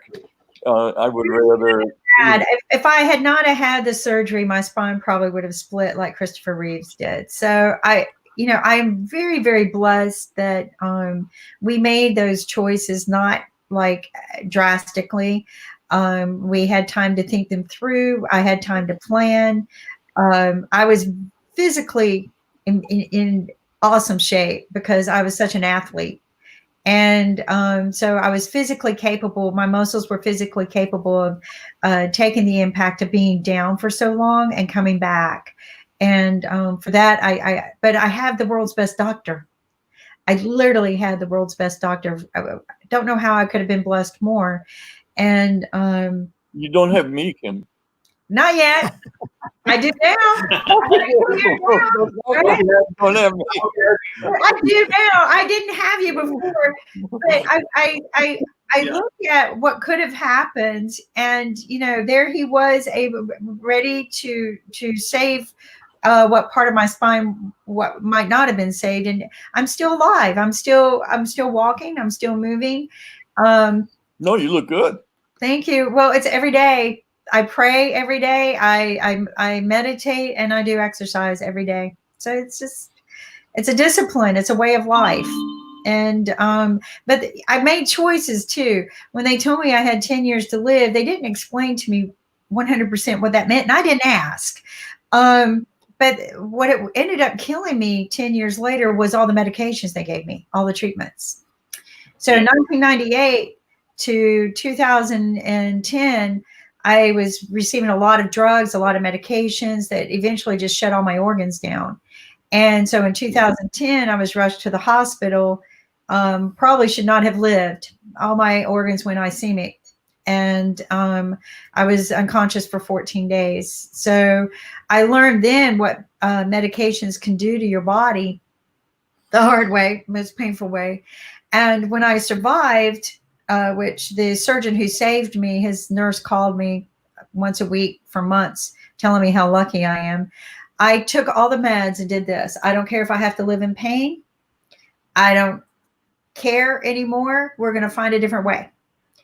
And we did. We found so many. I had to have a few surgeries, and we found some different alternatives. But honestly, now, if I take any of those medications that they used to prescribe to me, I feel like my organs are shutting down. So like it's because I've tried before, and I'm in so much pain. I had to go to the hospital. So I don't take those meds anymore. I've learned different routes and disciplines, but I'm willing to try things. This is what I tell people. I'm willing to give things a try. Mm-hmm. I do things in research. Everyone thinks stem cells will cure me, but I know nothing about stem cells other than I think it's a fabulous, interesting research. Like I think it's interesting, but I don't know. But yeah, I would love to work with you now that I know you and see what we can come up with. Because there are more people like me that we don't get help. Right. Well, basically, nobody gets. You were lucky to discover the syringomyelia. You're lucky to discover it in time and get treatment for it in time. I'm just blown away by what you've gone through and come out smiling. It's just amazing, frankly. By the grace of God, I tell people, by the grace of God, right?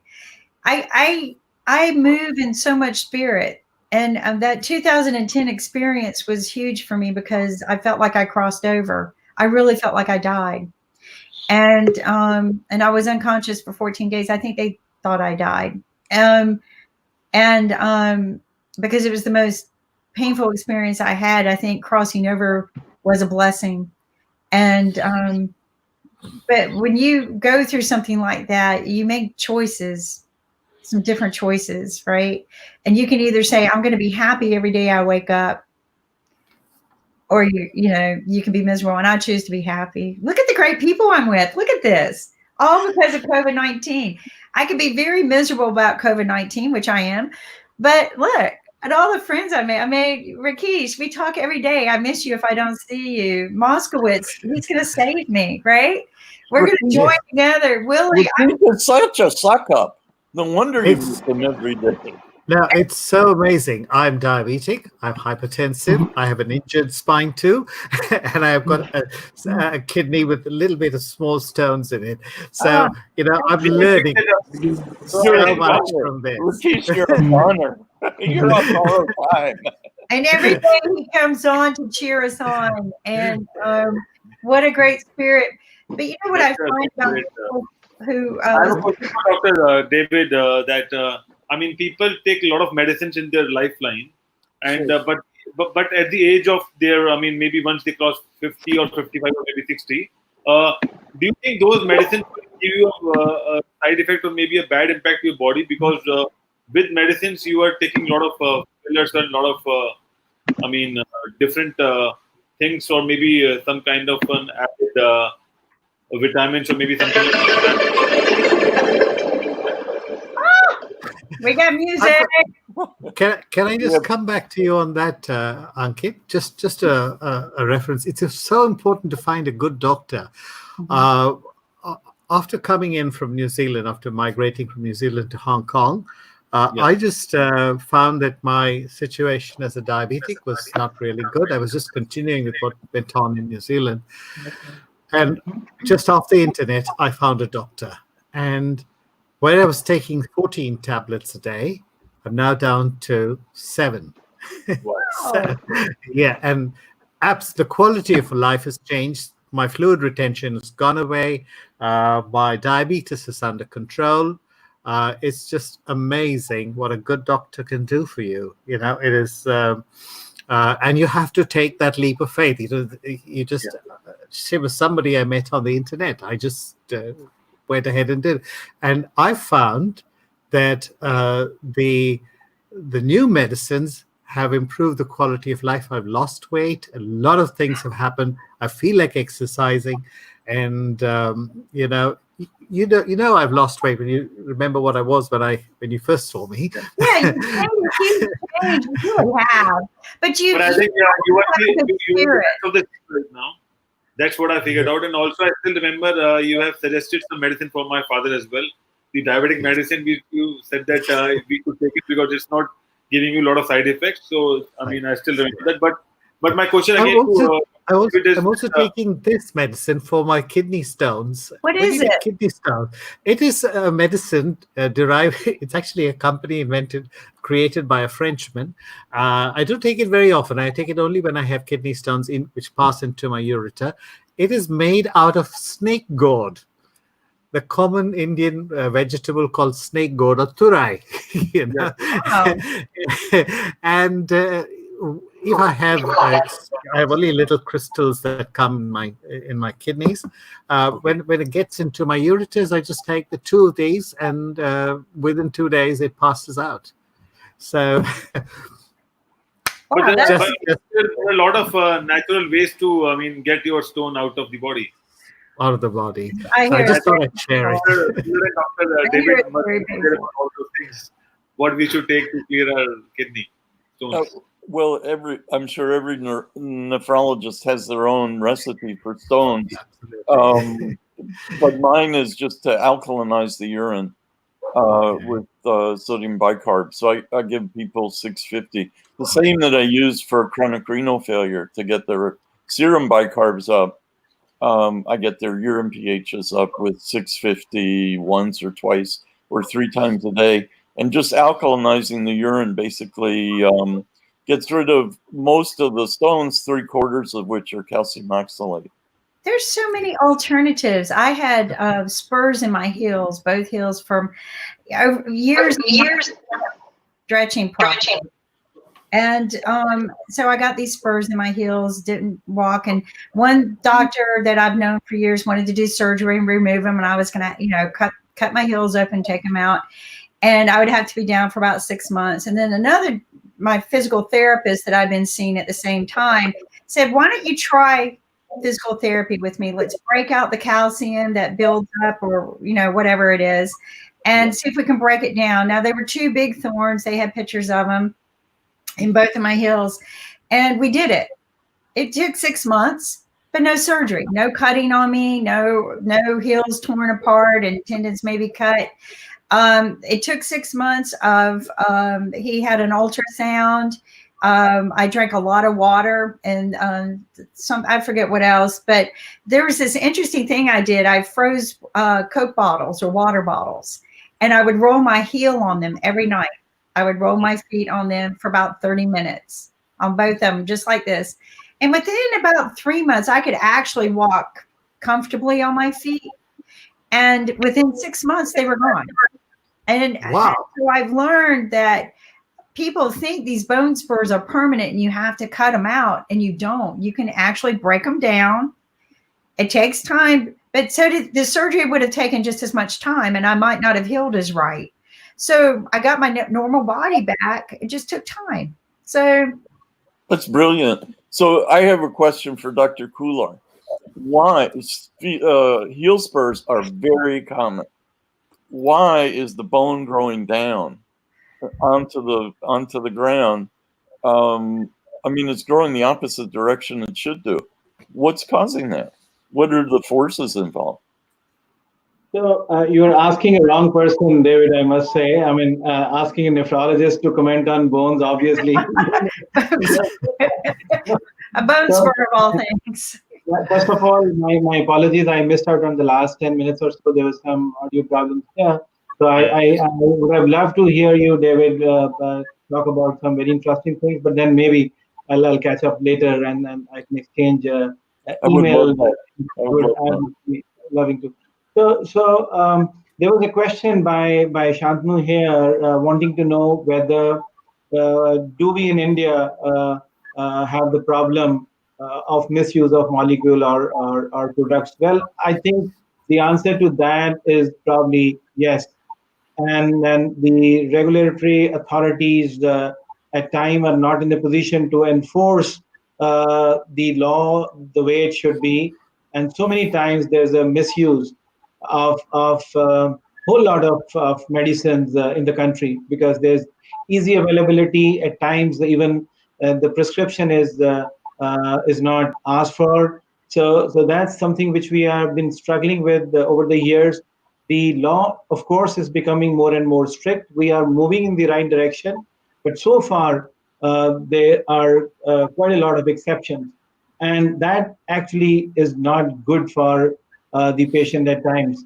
We are not just talking about the painkillers, the over-the-counter use of so many drugs, but we are going one step further.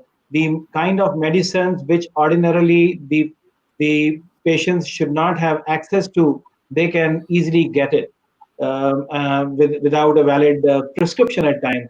So, well, yes, the answer, unfortunately, to question is yes.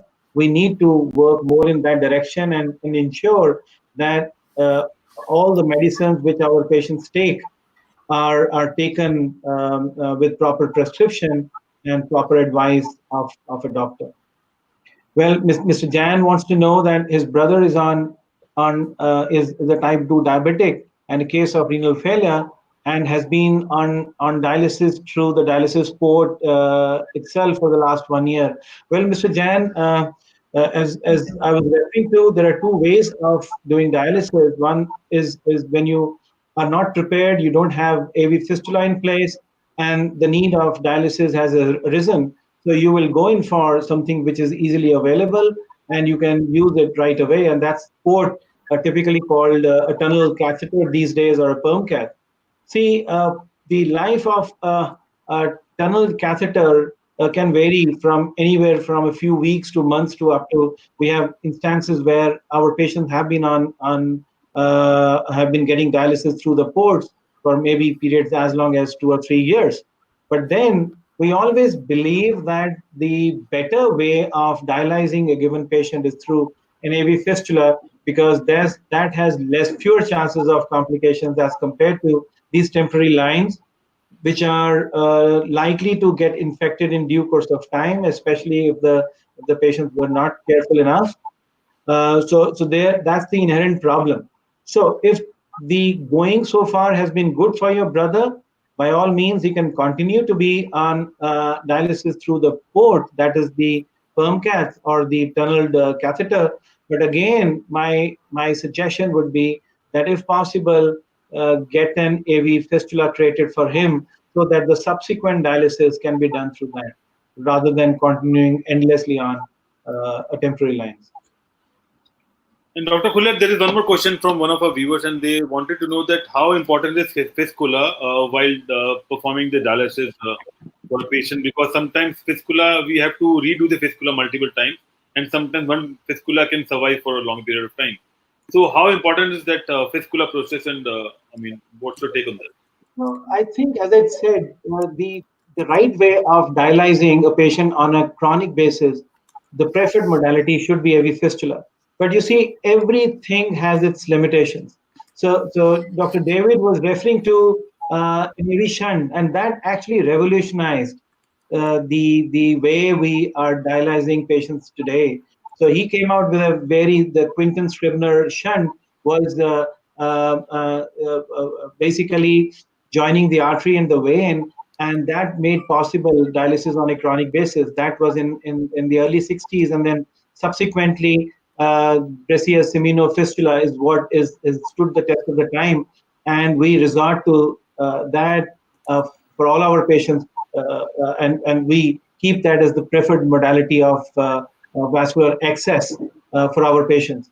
Well, nothing is free from its issues and problems. Like AV fistula also can get blocked.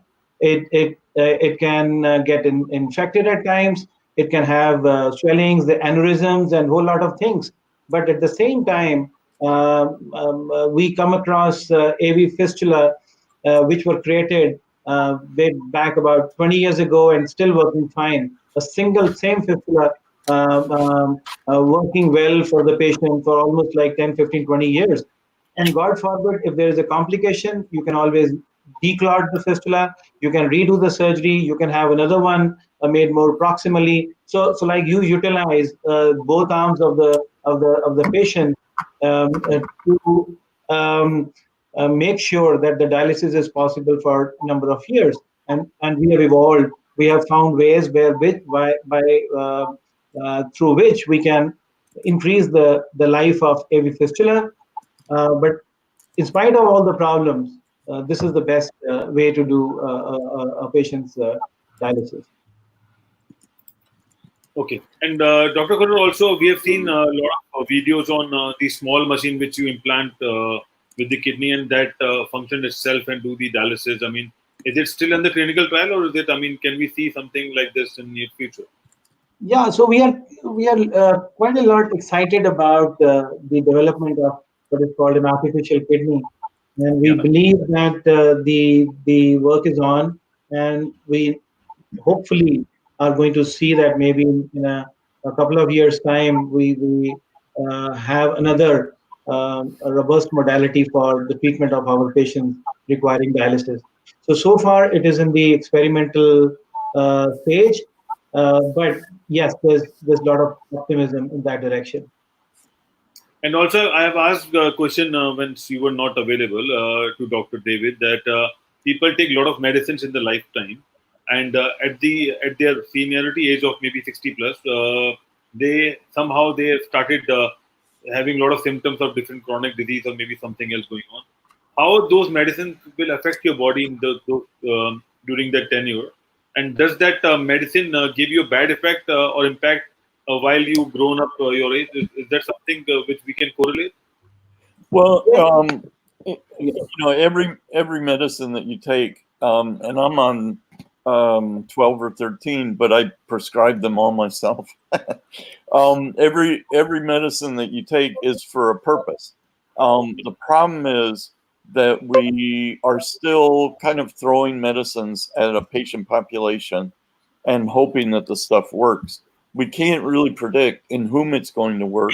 It works in enough people that, you know, the medical literature suggests that it's worth a try, but we never know for sure whether it's going to work in the particular patient we're giving it to. An example is donepezil or Namenda. You know, these drugs that are supposed to delay progression of dementia and Alzheimer's, which turned out not to work. I mean, they were hyped in using like one study. The sales reps would go to doctors' offices. They'd hype this stuff. Everybody's scared of dementia. The primary care doc pulls out Namenda and starts giving the people. It's only after 5 or 10 years of using the stuff that the paper comes out that it doesn't actually do anything at all. So that kind of you know, confusion over data, being fooled by inadequate data with a financial incentive to believe it at the beginning, and then sort of lack of research money for good clinical research to follow up. That's pretty much endemic to medicine. And so a lot of people are on medicines given for the best of intentions, but which don't work at all. And it's not uncommon after you get above half a dozen meds for them to start to have interactions. One of the medicines I hate the most are diuretics, because in the elderly, there's less of a thirst sensation, and especially if you live in a hot climate like Florida, or I suspect like India, you're not drinking enough water anyway. And then to be on a thiazide diuretic, which got very famous 40 years ago for lowering blood pressure in the elderly, and which everybody still goes to first. You know, I think it set up a lot of people for big trouble, more diabetes, more renal failure. It does control blood pressure, and in the thiazide trial in the 70s, it decreased stroke. But I actually think it causes stroke. I think it causes blood to sludge, and I see more people with strokes on thiazide diuretics than other antihypertensives. So even though we think we know stuff, in fact, we don't. And I can't wait until more is known about the genes involved in diseases. And then I think we're going to look back on what we're doing today as the dark ages, when we were just operating without any real understanding. You're so right. You're so right. And I think Right. we look too often for that one pill solution. You know, we are such a what I call a microwave generation. You know, we want instant gratification, that we're not taking a look at the long-term effects of any of these. That I think you're right. I think when we look at the genes and our DNA and the impact and effect that everything that we're doing, I think sometimes we find a solution that seems to work and we get stagnant with that solution, right? We don't kind of go around that and try to find more. Like, one of the things that just really concerns me is when people go on ventilators. And we've known for a long time when they go on ventilators that it could be a death warrant for them, because when they're on ventilators, the lungs are no longer producing certain red blood cells that are necessary for the rest of the organs that take oxygen to the rest of the body. So it has been curious to me that we've had ventilators for a long time. We're aware of this problem. Has anyone really taken that next step to find out how we can prevent that from happening and keep the oxygen going to the rest of the organs until your lungs are doing what they should be doing? And another thing I want to understand, because medically I am so challenged, what is the difference between a ventilator and getting oxygen. Well, a ventilator is actually doing the mechanical work of expanding your rib cage. Right. And oxygen is just providing you with more stuff to breathe into your nostrils, or maybe on the mask around your mouth and nose. Ventilators are, you're touching on one of the most sensitive issues in medicine, which is you can keep somebody who should be dead alive for easily 3 weeks on a ventilator in an ICU. And I've seen it myself. So there's a whole kind of high-tech world that's grown up around the ICU where, where death doesn't exist anymore, and where you'd have to unplug the machine to actually see the patient die. And Karen and Quinlan. Yeah, Karen and Quinlan, exactly. Perfect example. And unfortunately, that's it's a hugely expensive model of health. It is antithetical to public health, where the goal should be spend as little on people as possible as it takes to keep them working and able to carry on their usual living. But it seems to be where healthcare has gone, and that's because there are overwhelming financial incentives for medicine to go there. There is no business model whatsoever for prevention of disease. I find that a problem. No, I do too. I find that to be a problem too. I think we find so many of these temporary treatments that benefit some people and financially, and maybe there's political moves involved. And I don't like to get on that soapbox, especially now. I get into so much trouble when I do, but and I have to be careful. Kimberly, take your world's best surgeon. Take your Duke surgeon. It seems like the surgeons are the only ones allowed and encouraged to think, and the internists and the drug guys are not thinking anymore. So I looked up syringomyelia, and there's absolutely nothing known about it. But the only advances have been in surgical approaches. And the theories are, there's a valve effect that doesn't work. There's high pressure here, high pressure there. Nonsense. Nobody would believe that if they were talking about polycystic kidney disease. So it's a matter of volume, right? It's a matter of how many people have this, and because there's so few. I mean, I'll put it to you this way: it's such a rarely known disease. I cannot get disability. My doctors did not want me to work. They wanted me to sit in a rocking chair the rest of my life. I'm not allowed to lift anything over 5 pounds. I'm, can't really, sitting periods of times is painful, but I move around here. You see me moving around a lot. But it could be very painful. And my doctors had pursued me, even came with me to the hearings, and the judges would still say, nope, not going to give her, because they just didn't understand it.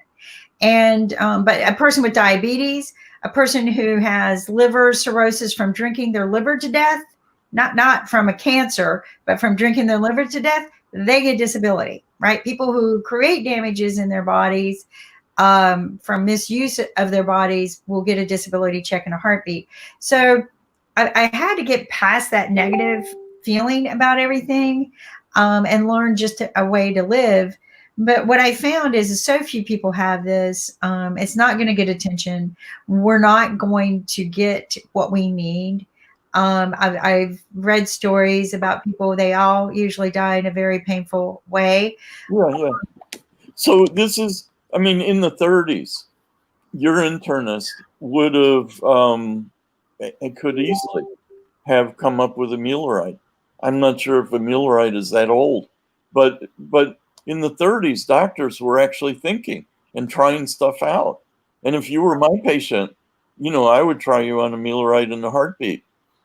But that kind of clinical research has been bred out of doctors in the past century. Wouldn't you agree, Dr. Kular?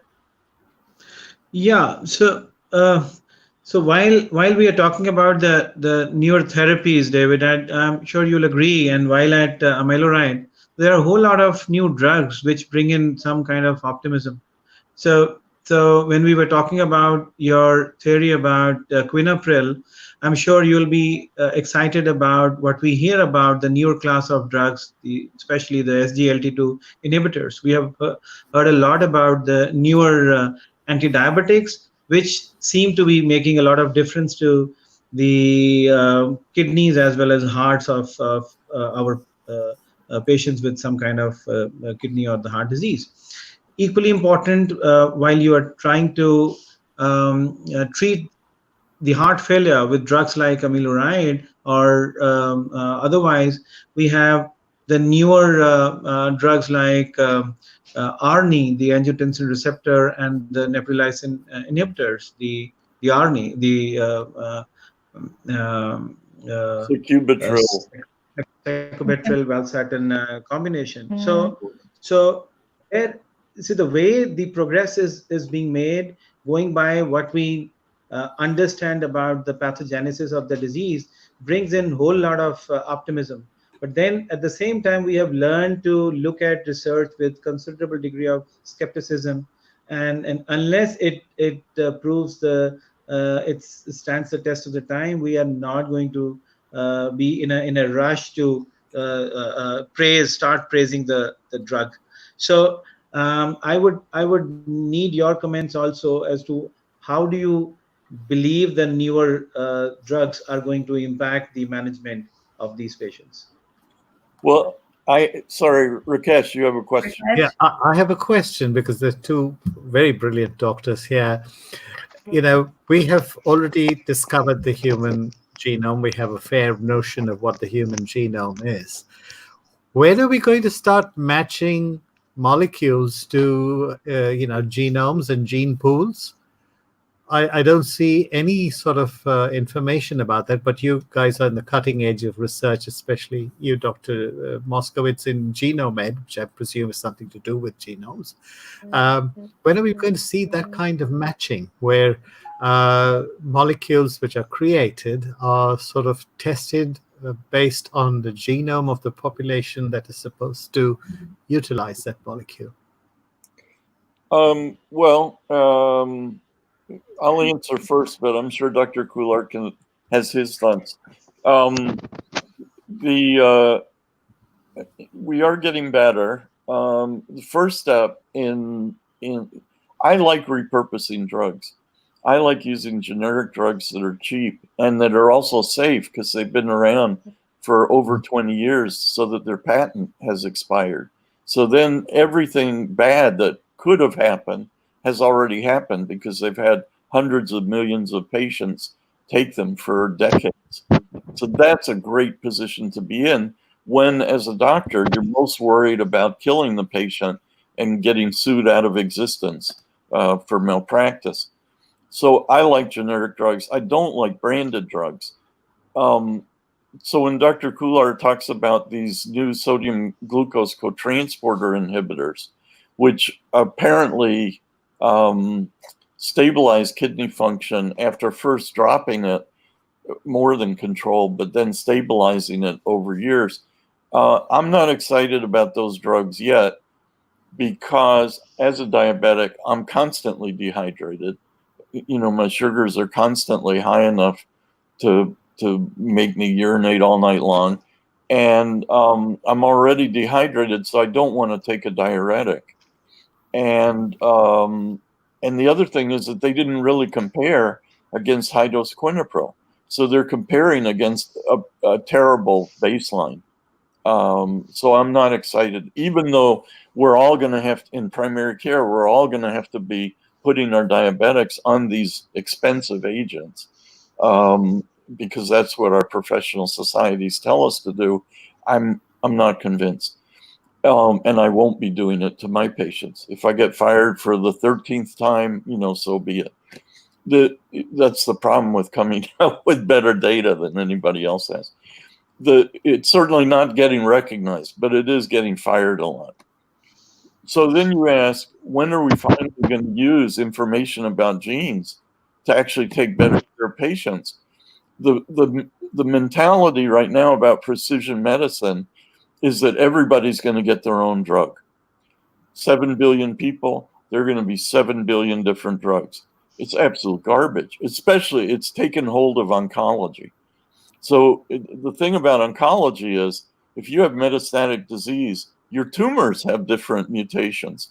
So one tumor might be responsive to one inhibitor, and the other tumor in your same body may not be responsive to that inhibitor, but to a different tyrosine kinase inhibitor.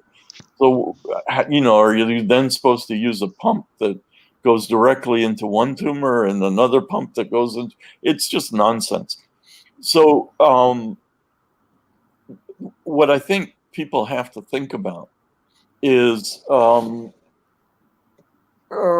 let's see, besides whether their batteries are running out, which mine is, what they have to think about is a better public health approach. So cheap drugs that apply to the whole population, not supremely expensive drugs that are one-offs. So my idea about cancer, the only thing that matters is metastatic disease. My idea is to go back to the tumorigenesis genes that you can find in the germline. And we found, thousands of them for each of 6 different cancers. And then try to repurpose already existing drugs whenever possible. And if not, then design new drugs. For example, the thing I'm most excited about is that for all 6 different common cancers we looked at, breast, colon, lung, ovary, pancreas, prostate, olfactory receptors are involved. Not just regular olfactory receptors, but pseudogenes as well. It now seems like pseudogenes inhibit the amount of RNA that's expressed for regular genes. But it's almost like each tumor has a nose and is sniffing out small ligands to tell the tumor whether to proliferate or not. And the beauty of that is that these are G protein coupled receptors, like the COVID-19 receptor, MRGPRX2, and their ligand specificity is very high, meaning that you can inhibit them and not worry about binding, cross-binding, and side effects, because toxicity comes from binding lots of targets, not just one. So I think we can be a lot more intelligent about differentiation therapy, which is what this is called, telling the tumor cell to slow down its growth and behave just as the embryonic tissue did. They were growing like cancer, and then there were signals like 125 dihydroxy vitamin D3 and retinoic acid that basically got these cells to slow down and differentiate. And Dr. Moskowitz, Sorry. I just wanted to say, all I need is my Series C funding, which I've been waiting 16 years for so far. Yeah, it's often diseases like syringomyalgia. These are because they're called orphan diseases because nobody wants to work on them. It's too small. The population is too small, and without a gene-based or a genome-based or gene pool-based approach, we are going to, and a burgeoning population, we're going to have more expressions of these kind of diseases, and till the peak of human numbers is hit and then starts reducing. We are, and probably even after that, we will need some kind of gene-based medicine. No, not gene therapy. Gene-based medicine. I'm not saying gene therapy. What's the Gene-based medicines. The difference is that you treat a population. We have various gene pools. So why don't we develop molecules for those specific gene pools, and then when you do that, you will see the variations in each population, and you will have no more orphan diseases like syringomyelia. Because right now, the approach we're taking is we want to hit all 7 billion with molecules, assuming that all of them will have the same reaction. No, they won't. Different gene pools are going to have different reactions.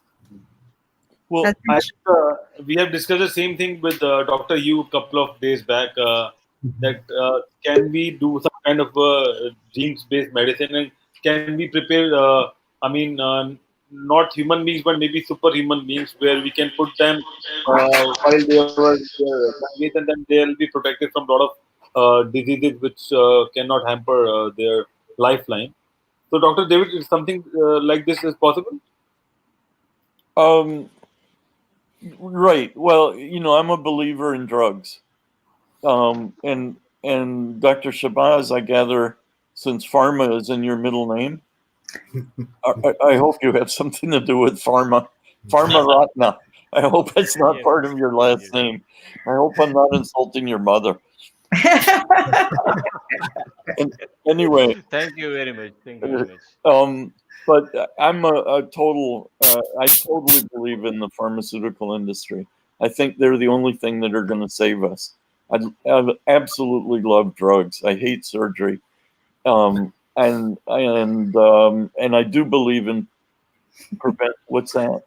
Voodoo. I'm going to believe that Corona can be pinned out by voodoo.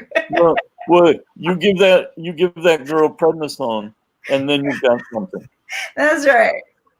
But we're going to pin it to death. No, I agree with you. I think we're going to have to pull our resources together, right? Yeah. This is no. The resources have been pulled together more than enough. There are 3 people controlling all of biomedical research on the planet. It couldn't be more concentrated. That's why we're getting nowhere. Well, it's monopolized. It definitely is monopolized. It needs to be decentralized. Yeah. People need to actually throw money at junior faculty who still have good ideas and haven't been made into robots and sycophants to keep their jobs. Because heads of departments just want, little clones to publish papers and stick their names on it. And anybody with the least independence, quickly drives a cab. Can't get tenure in most academic universities. So I think there needs to be a complete overhaul of research. I think the intramural NIH, which solved a purpose in the 40s, since there were no researchers in the US, is now obsolete. And it's nothing but a sinecure. Half of the NIH's budget goes to the lucky few who are in NIH main campus in Bethesda, and they don't produce anything. They never publish anything, and if they do publish anything, it's of no clinical value. I think half of the NIH budget is going down the toilet. I think there needs to be, instead of below 10th percentile funding for NIH, which has been the case since the late 80s, I think it needs to go back up to at least 30%, if not higher. How do we evolve that? I mean, we put ourselves in this little circle where people have monopolized on this. How do we do that? Well, you get Joe Biden to appoint me as shadow minister for HHS. I'll appoint you. Anytime you find somebody who's willing to go out of a box to do research, that's where answers are found. Answers are not found in the same box, working over and over the same problems and theories. You got to go out of the box, especially with the ghost we're dealing with right now. And I find it interesting, that we can treat what we have, the problems that we have, with some of the basic things that we use every day for respiratory treatment anyway, which I kept asking, why isn't anti-inflammatories, maybe some prednisone and some nasal spray not knocking this thing out? I asked that long before I met you, because I'm like, well, you're brilliant. No, I'm not brilliant. I think of alternatives. Like, right. why are not we just using this simple? as an engineer, I always found Mm-hmm. the simplest answers were when you walked away and came back and stopped over theorizing, Mm-hmm. right? Sometimes you have a monster of a problem, but it was actually taken down by just some of the basics that you had. All too often we over theorize, and I think we leap to over theory this problem as opposed to just taking a look at the basics. Because I'm like, if ground zero is your lungs, why are we not focusing on that? If we know that it's doesn't like fluid, why are we not? My brain started thinking about all the facts that we were learning, but I think it was because we weren't transparent. I think that the data was not transparent. I think people are scared of, I mean, the big thing in research is you're overwhelmed with data and possibilities. And as you say, and this is true for any creative process, the big thing is knowing what to throw away and the one thing to focus on. And if you throw away the wrong thing, then you're not going to get anywhere. So it's a yes or no thing. It has to be, you can't have more than one thing in front of you. And if you're lucky, eventually you'll hit on the one thing. But as long as you're, paralyzed by thousands of data points, you can't go forward. You just got to. What do you think, Dr. Fuller? Because you do a lot of research as well.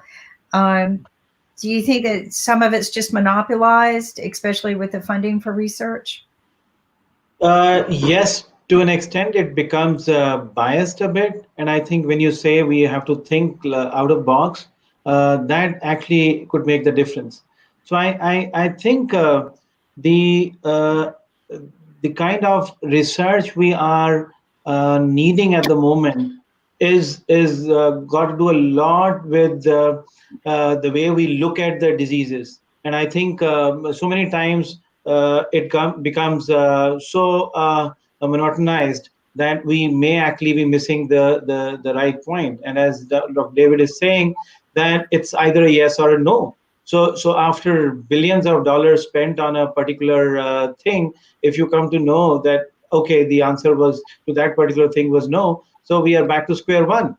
But yes, that's the fun about it. That's the most exciting part about it, because if you actually come across the thing which you set about looking for, and I think you have succeeded.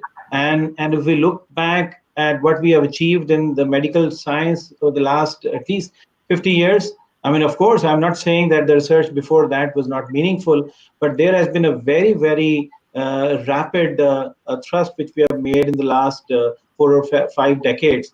And every time we come across something new, you feel excited about how it is going to reshape our lives.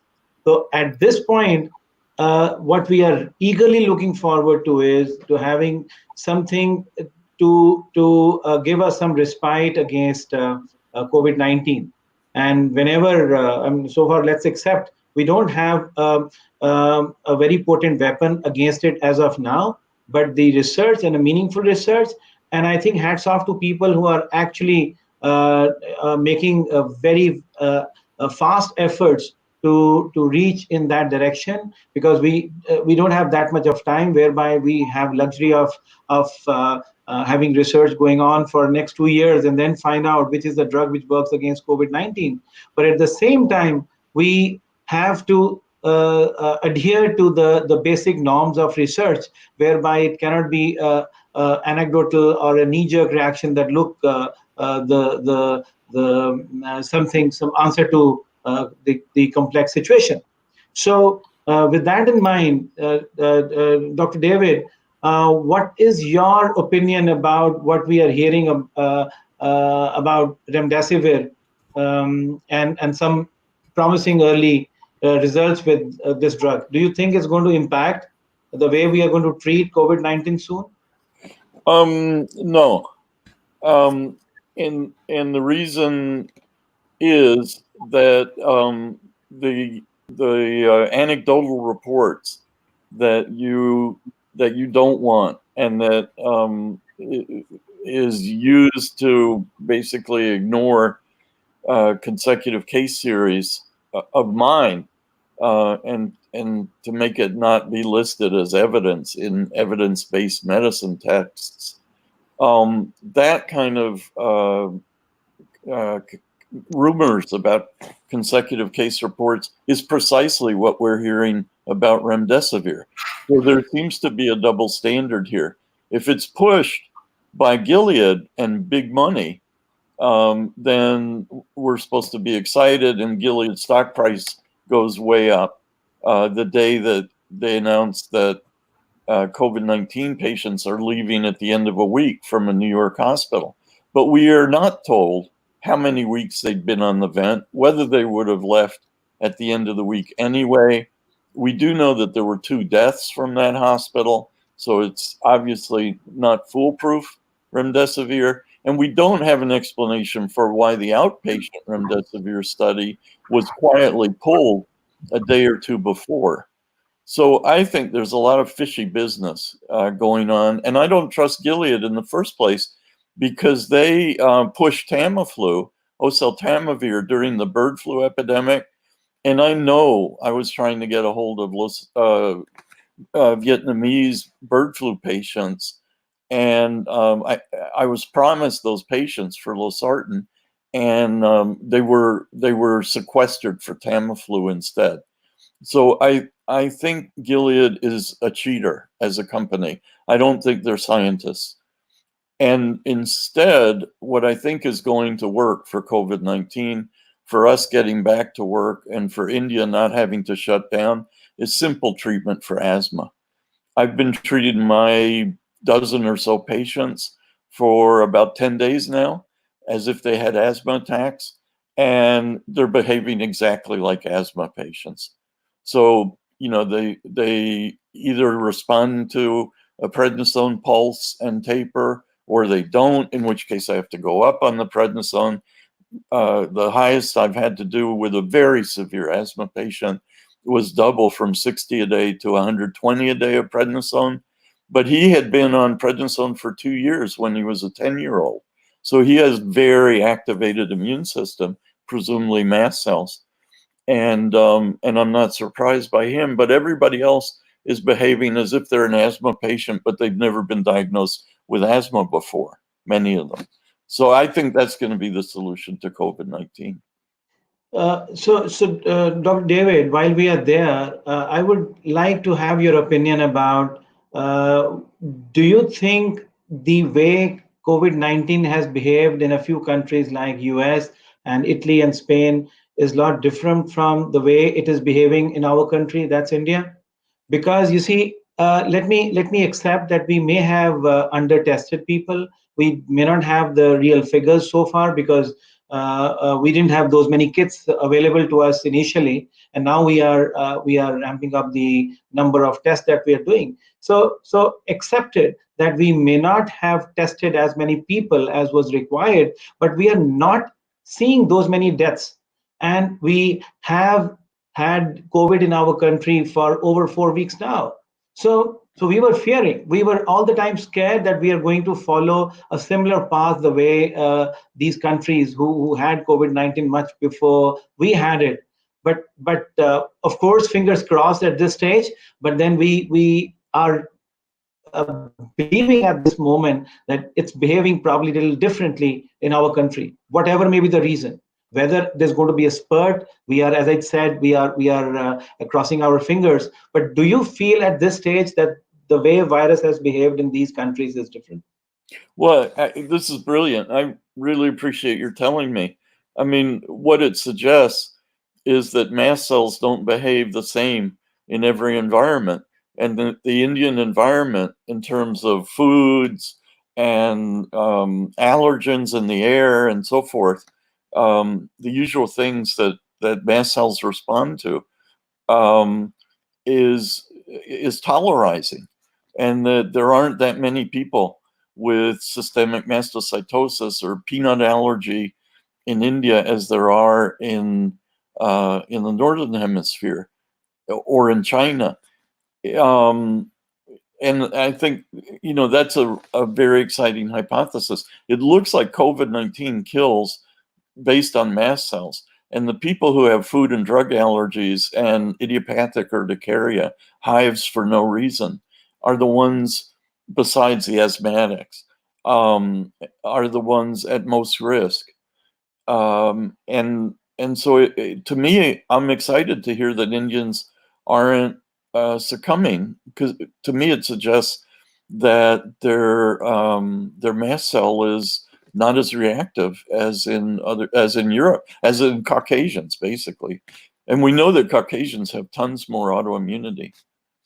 Yeah, so it's maybe a little early to say whether we have the final outcome of COVID-19 in our country, but that's the preliminary impression which we are getting here. And another equally interesting observation which we have is that while we were fearing that our patients with chronic kidney disease, by virtue of the fact that they have immunocompromised state, they are going to really suffer very badly if they were to have COVID-19 infection. But again, the data, and that's not from only from our own country, that's from other countries as well, that people who have chronic kidney disease have not really suffered too much from COVID-19, even if they had got this disease.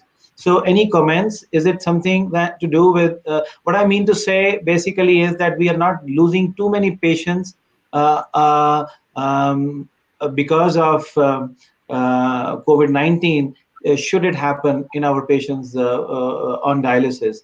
So is it something to do with the fact that they are not able to mount the kind of response required for the cytokine storm, or is it something else which you believe is peculiar to our dialysis patients? Well, I think obviously it's because they have brilliant nephrologists. So has the U.S. So that's the not as good as you. No. I think what I would do is I would take the LAD2 mast cell line.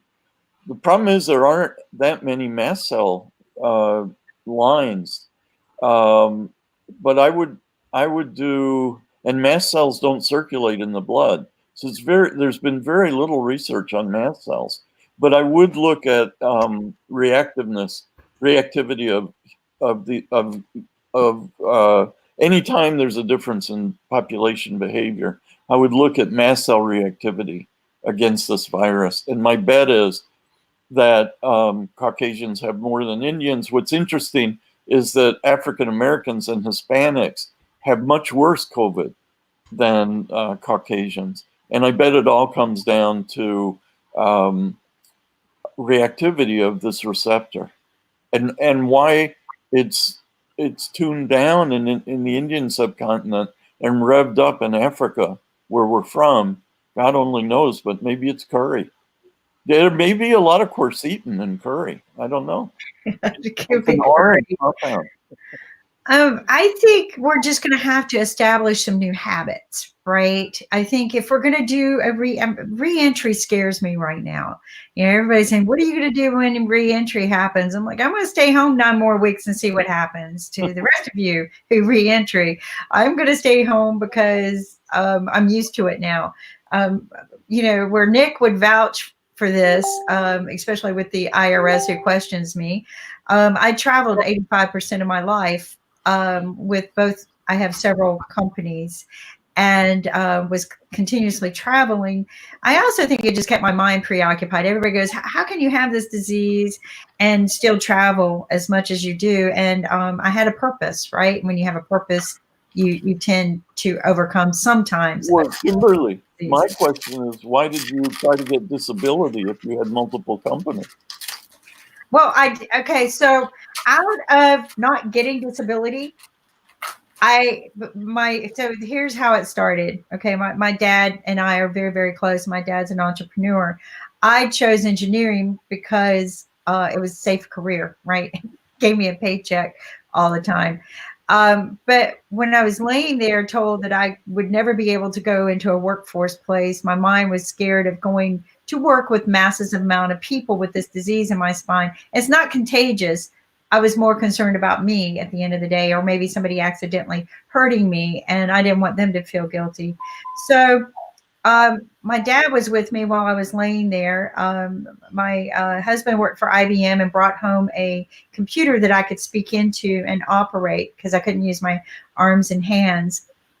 And so I learned to use the computer by speaking into it back in '98, which was very irritating back then, but I figured it out. And my dad challenged me. I'm a telecom engineer. I felt like I was one of the good ones. And he had challenged me. He said, I bet you can't start a telephone company. He wanted to. And he knew that was the worst thing you could ever tell me. And so I researched it, and I researched why I would want to.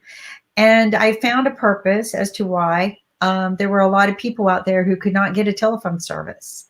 The people who are the poor people were unable to get telephone service, and that irritated me because it's really quite cheap, considering the fact that we deployed copper to everywhere, and there should have been no reason for people at that time to not have phone service.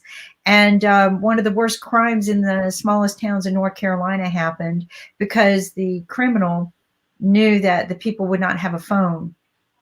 And so he went and raped and killed the children while the parents were gone that day. So I got the gumption to say, let's start a company, because I knew I could not go back to work. Disability was not going to give me any money. I fought disability for many years, but found it was easier to start my own company and just pick and choose my own hours. So and then one company led to another, and then my father passed away, and I just continued. I lost heart in having a business after he passed away, but then I picked it back up again, because once you become an entrepreneur, you can't stop. It's kind of like once you research, or like when you're an engineer and you invent something, you keep inventing things, right? Your mind just doesn't stop. Once you've expanded past that box, you can't go back. Once you've expanded, you can't go back. So I'd say Mohammed has a comment for you. Go ahead, Mohammed. I don't want to comment. It's an achievement because, see, a female is really contributing to the whole community. They are doing the magic, actually. So their contribution is very visible and very motivating for the male also. We say that this is a male dominating world, but really a female is dominating better than the male in a very good way and the managed way, actually. So your achievement is like a magic for everyone, inspiring and really luring the heart as well. No Thank you. doubt about it. Also, we are not far away from being the first female president of United States. As David said, that we have to, vouch for Biden. But I think maybe in future we would be having a female. God willing, inshallah. We need a woman in office. I think a woman would heal our country. But I also, and I'm very partial to David M. Walker. If we could get him in office, we would not only heal our country financially, but we would heal in many, many other ways, because he's just so smart and so intelligent. But I don't know that we could convince him to run for president. But if we could, that is the man and person that we need right now to fix us financially. But I got something to say about the female. Thank you for that. Have any of you ever seen My Big Fat Greek Wedding? Sure. Yes, So, yes. I mean, it has some of my most favorite sayings in it, but one of them is the woman is talking, and she said, he may be the head of the family, but I am the neck that turns the head. The mother of the bride. Yes, I remember that. You may be the head of the family. Don't worry, dear. I got this. Yeah. We're going to let him think that, but I am the neck that turns the head. And that was so impactful as a woman, right? Because I have struggled so hard in the engineering world, being the first female in most of the positions I had. But that statement was just so impactful. That sometimes you don't take the lead, but you control it, right? You help guide it. So that's precisely our problem with research. If you've got You want the swivel, the people without any reputation. You want the swivel to be the junior faculty who have nothing to risk. They have no reputation. They can fall flat on their face and nobody will care. They'll enjoy it because, like Dr. Kular says, it's more exciting to get a no than a yes sometimes, because it means that you can move on to something else. And what you want is cheap ways to fail. You don't want to spend billions of dollars to get to a no. You want to spend a few $100 and very little time to get to your no. And in fact, clinical research is the best because it's free. You don't. There are no reagents you have to buy. So anyway, I love clinical research in the era of genomics. My point was that it's hard to stop talking, but my point was, I had a point. I forget what the point was. While you're thinking about it, I was thinking about the spirit of Edison. When we talk about the youngsters, the spirit of Edison. He 10,000 ways to fail when he was developing filament for his light bulb. So that's what made America great. Absolutely the kind of the neck. Yeah, the neck turns the head, so you look in one direction or the other. Right now, we don't have a swiveling neck. Mm-mm. We just have the same three guys, and they're staring in one direction. Fauci wants vaccines or antivirals. Nobody's thinking about innate immune response and cytokine storm. They pay it service, but they're not actually working on it.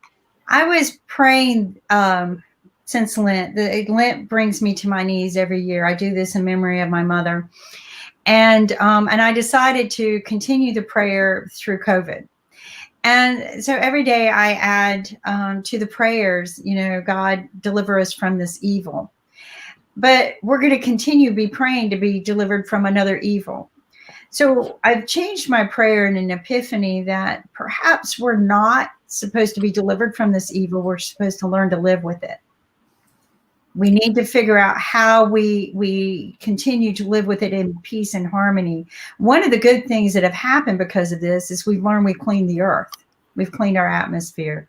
We've kind of like the ocean cleaning off the sand. We've got cleaner skies. India's seeing rainbows and blue skies in the Himalayas. And I actually feel like even as clean as my air has always been out here and my water, that it's even cleaner, right? There's a little polish to the edge. But I think that we are heading to a new highway here, that we don't need to fight it. We need to learn to live with it. Whether it's putting on the Darth Vader mask every day and going out into public until we figure it out and build our immune system. I think we're going to have to build a super immune system. No. I'm not afraid. I don't want vaccines, though. Vaccines scare me. No, we just need curry. Just eat curry. Yeah. So, what? I read somewhere one time, and I met this very wonderful man actually at Subway. He owned one of the Subway sandwich shops. And he told me, he goes, hot peppers are great for killing the bad bacteria in your stomach. He goes, I never get sick because I eat hot peppers and curry. He eats spicy, hot things. And he said, these things are good for the body. And I remembered that. And I eat jalapenos as much as I can. And I love curry, turmeric. And Kit, aren't you the one who says turmeric? Turmeric, yeah. Turmeric, yeah. He wants me, to mix it, my drink. And I do, so these things are great. I don't think you can discount building your immunity for anything. Yeah, and natural ways to get yourself immune is the best way, because a lot of, post-COVID, you'll see a lot of products which says that immunity boosters and things like that. But I think Dr. David would also agree that natural way to boost your immunity is the perfect way and the long-term way, and that is the way forward, because companies will start selling these cheap immunity tricks and products which would not be useful. But if in terms of some medication, that would wonderful. But apart from that, if we use the natural ways like turmeric, basil, and and ginger and things like that. I think that would do wonders. But we are not used to consume it in a natural manner, and that's what the problem arises, I think. No, I think you're right. And I also think, and somebody just reached out to me. They said something that masks, just your basic mask are costing like $95 now. And I think, people need to quit taking advantage of the situation and get back to reality. You can easily somebody saw me playing around with my bandana and has done some research on the bandana mask because they've said cloth can work. They've said fold it 4 times and use rubber bands so that you can put it around your ears. We're going to come up with some alternatives for those of you who are taking advantage of people right now. It's going to come back at you. Don't take advantage of people right now. I'm looking for my favorite mask, my rubber mask, right, with the pink filters. And the reason why I like it is you can clean it, right, and reuse it. It's reusable. It's not disposable. I like the cloth mask because, like my son said, he's going to make a bunch of them. You can wear one a day and wash it. Drop it in the washer at the end of the week. And wash all of them. As we learned from Dr. Sagu, make sure that you boil the cloths. So I think we're just going to have to learn to live with the devil and figure out how we do it in a peaceful way. I think that all of these things are living organisms that actually have a brain of some kind. We just don't consider them having a brain. But Corona keeps mutating. Whether it was this one was by man or not, we don't know. But we've seen so many different versions of Corona over the years. And instead of having to fight it, I think we need to learn to live with it. We need an empire. We need the empire. Darth Vader, right? I'm getting my Darth Vader hat. I'm telling you guys, I'm getting my Darth Vader suit. You missed the point of those movies. Well, I think science fiction designed our future clothes, right? When I speak at a graduation, I always tell the students, science fiction, everything that they wrote about many years ago, we made happen. Yeah. We have. And in some stupid way, maybe somebody knew we were going to have these suits, but, they just wrote it for a different reason. I think we are going to have to mobilize ourselves in something similar to that. Kumo made a huge statement yesterday when he was talking about reentry, and part of it's going to have to be wearing masks, and it doesn't matter. And he, for a while until we get it under control. Not at all. If it's asthma and these masks are useless, because you can entrain virus and small particles through the edges of the mask, you don't need anything. You just you come down with the illness. 80% of the time, you get nothing. Well, if you learn to 20% of the time, you got to use prednisone, and in particular, you got to use it for a long time for the 5% who are going to die. But that's no big deal. I mean, you don't need a mask for that. You don't need to disrupt society any little bit for just treating everybody for asthma that they never had before. You just have to make them aware that they will get asthma or that a subset will get asthma, could get asthma, and to hop on it and not think it'll just go away. So will it be permanent though? Will the damage be permanent? Do we know yet with if somebody gets because we've not had a lot of people to come out and talk about recovering from it. Oh, if you go through the ventilator phase, you're going to come out with pulmonary fibrosis. You will never breathe normally again, which just makes the outpatient prevention even more important. I mean, everything we're doing right now is wrong. I agree. Why are we not just treating people with an asthmatic solution right off the bat? Why are we not just doing that as a preventive? They did in China, and no asthmatics wound up in the hospital. Wow. The first paper of 140 patients, there were 0 asthmatics. I mean, right now we have an extremely high death rate. I mean, and it's scary because it's not going down. 3%. It's ridiculous that there should be any deaths after 2 million patients. We should have worked out a treatment by now. And the fact that we haven't means either we're the stupidest species on Earth or there are systematic limitations to our research curiosity. I think the latter. Do you Dr. think David, Dr. right? David Moskovich, I'm sorry, can I ask? Yeah, go Dr. ahead. David Moskovich, there is very important for every person right now. They are interested to understand what is the phases of clinical trial actually for the vaccine especially. We are very much interested to know about that because in Australia and America, the phase 1 is hopefully will be completed by the end of this April. So Right, the right. phase 2 and phase 3 comes means safety is over. Phase 1 is especially for the safety, and Right. phase 2 and phase 3 is especially for the efficacy of the vaccine.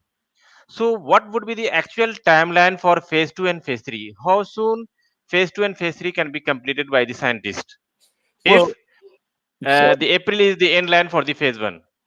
well, if you believe that a new drug is required and that already existing drugs cannot be applied to this disease, then it's worth talking about phases 1 through 3. If, on the other hand, you believe, like I do, that already existing medicines, specifically nasal steroids, antihistamines, montelukast as an anti-leukotriene, all the stuff that we usually use for mast cell hyperactivity and degranulation disorders, if you believe that that armamentarium of meds is going to work for this mast cell disorder, then you're only interested in phase 4 studies. Phase 4 studies, there's no timeline. From the minute that you decide to use the meds to your first patient can literally be 5 seconds. And in fact, I've been running a phase 4 trial for anti-asthma meds and COVID-19 for it's now 10 days. And it's behaving perfectly, just like you'd expect. So can you give me a specific timeline? See, phase 4 is especially for the post marketing surveillance. Exactly. So it's required after the introduction of the medicine, Right. and the whatever the effects and side effects are coming up with the patients. Okay. Right. Well, phase 1 through 3 takes 12 years and costs over $1 billion. Yes. So a new drug for this disease, which won't exist in 12 years, there'll be a mutated version of the SARS virus by then.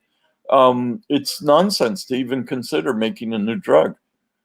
The only exception, maybe, is a drug against MRGPRX2, but it now looks like quercetin and curry can perfectly well inhibit that receptor. And I would not be surprised if the Indian experience with COVID-19, it doesn't reflect the widespread use of curry in the diet.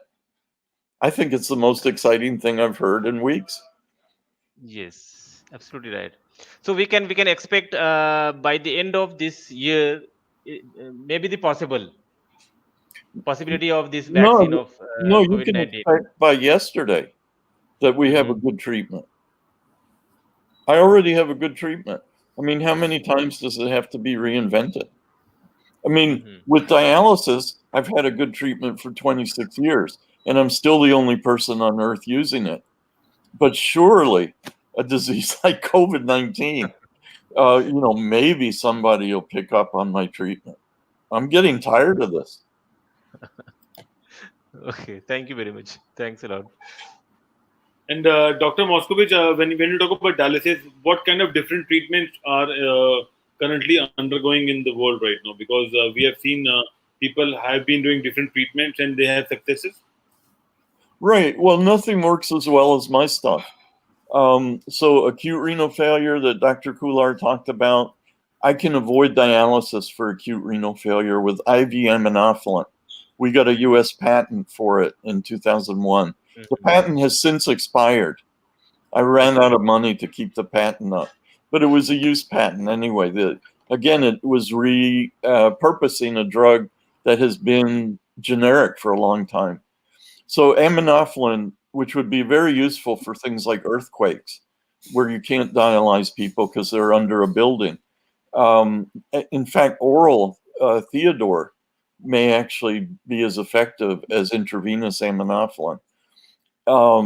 So I think that approach to acute renal failure, and then chronic renal failure, high dose quinapril, and anybody with a GFR less than 60 should be thinking about switching their blood pressure meds over to quinapril and Florinef to control their potassium.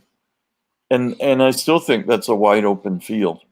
Curry isn't taking care of that one, unfortunately.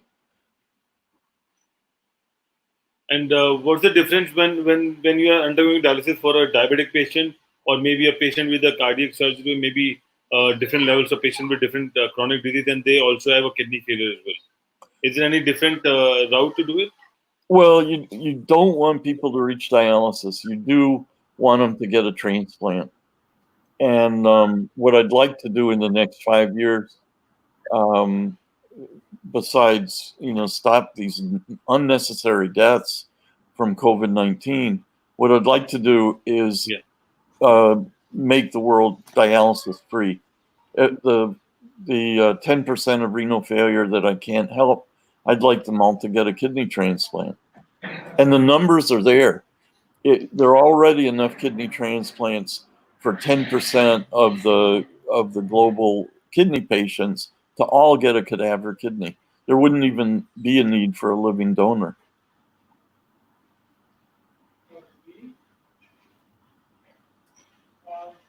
Okay, so that would be a great news for our viewers. Maybe that maybe down the line 5 years we can have a life dialysis free if you can be able to solve that issue. And because a lot of people are undergoing the dialysis treatment from more than 10-15 years, and it's a difficult time for them because they have to do the same routine again and again and put those it's a horror. blood samples, and then it's a horror. It's like I don't do it anymore. I used to take care of dialysis patients, but it's like taking care of concentration camp patients. I mean, I can't stand it. But when you talk about dialysis, there are 4 major parameters like creatinine, potassium, phosphorus, and uric acid. So how do you balance those things? Because sometimes someone comes at the high level, and then you have to, do a treatment according to that, and then accordingly you have to change the treatment because now potassium is on a rise and then phosphorus on a rise. So what is the best practice to maintain all those parameters intact? Well, so there's a difference between dialysis, being on dialysis, which, I don't take care of dialysis patients anymore. Dr. Kular would be by far a better expert. But chronic renal failure, there are really only 3 things that matter. There's the creatinine, which tells you the glomerular filtration rate, renal function, which is essentially on a 100-point scale. So if your GFR is 97, it's like having a 97% on your report card. It is fantastic. Above 90 is stage 1. What I'm blown away by is I'm taking care of all these 80 and 90-year-old patients who should, by rights, have a GFR renal function in the 30s, and they still have renal function in the 90s. I can't understand it. These are all Cubans, so there must be something about Cuba that's different. And there's a curious admixture of African and Caucasian and Amerindian ethnicities on the island of Cuba, and there's a lot, and it's very uniform mixing over 500 years. So I'm very interested in that, but I have no idea what's going on, because normally West African gives you 3 to 5-fold more renal failure than whites, and actually gives you probably 5-fold more COVID-19 than whites.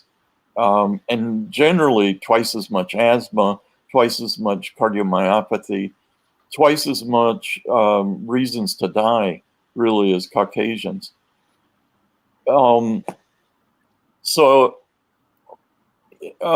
chronic renal failure, the only things that matter are creatinine, which I talked about, potassium, because you don't want people to die of sudden death, like Dr. Kular mentioned, and bicarb. Turns out getting bicarb to 24, which is the normal value, really helps the kidneys because a lot of their work is to keep the acid from getting too keep the blood, the serum from getting too acidic. So those are the only three. Phosphorus doesn't matter. Uric acid doesn't matter. And on the other side, I mean, we have seen a lot of deaths in China from past couple of days. Somehow they have been sharing the data. They have, I mean, especially in Wuhan, that 50% of the people have been dying in last 24 to 48 hours. Do you have any news what's going on in China, especially in Wuhan? Well, I think they found the notebooks. Okay. I mean, aren't these from when they still had the epidemic and they upgraded their number by 50%? I think they may be reclassified a lot of deaths from asthma or pneumonia or COPD as probably COVID-19 in retrospect. Because I remember that the government was busy denying that there was an outbreak. So government was said that the life is back to normal in Wuhan and they're trying to get things in control and all those things. And then they have started reporting the cases. And a lot of people are saying that they are still under-reporting or they might be, I mean, manipulating with what happened in the past and things like that. But we are also seeing that the symptoms of the new COVID cases are a little different from what happened to the people who have COVID in past 4 weeks. Because I was reading news from Chinese news channel, and which says that now they have symptoms of brain hemorrhage and cardiac arrest as well. Do you have any clarity on that, Dr. David? Well, the brain hemorrhage is interesting because there's some extremely rare radiologic cases that are now turning up in COVID-19 patients. So just one case, becomes a reportable event. And the pathophysiology of that's unknown.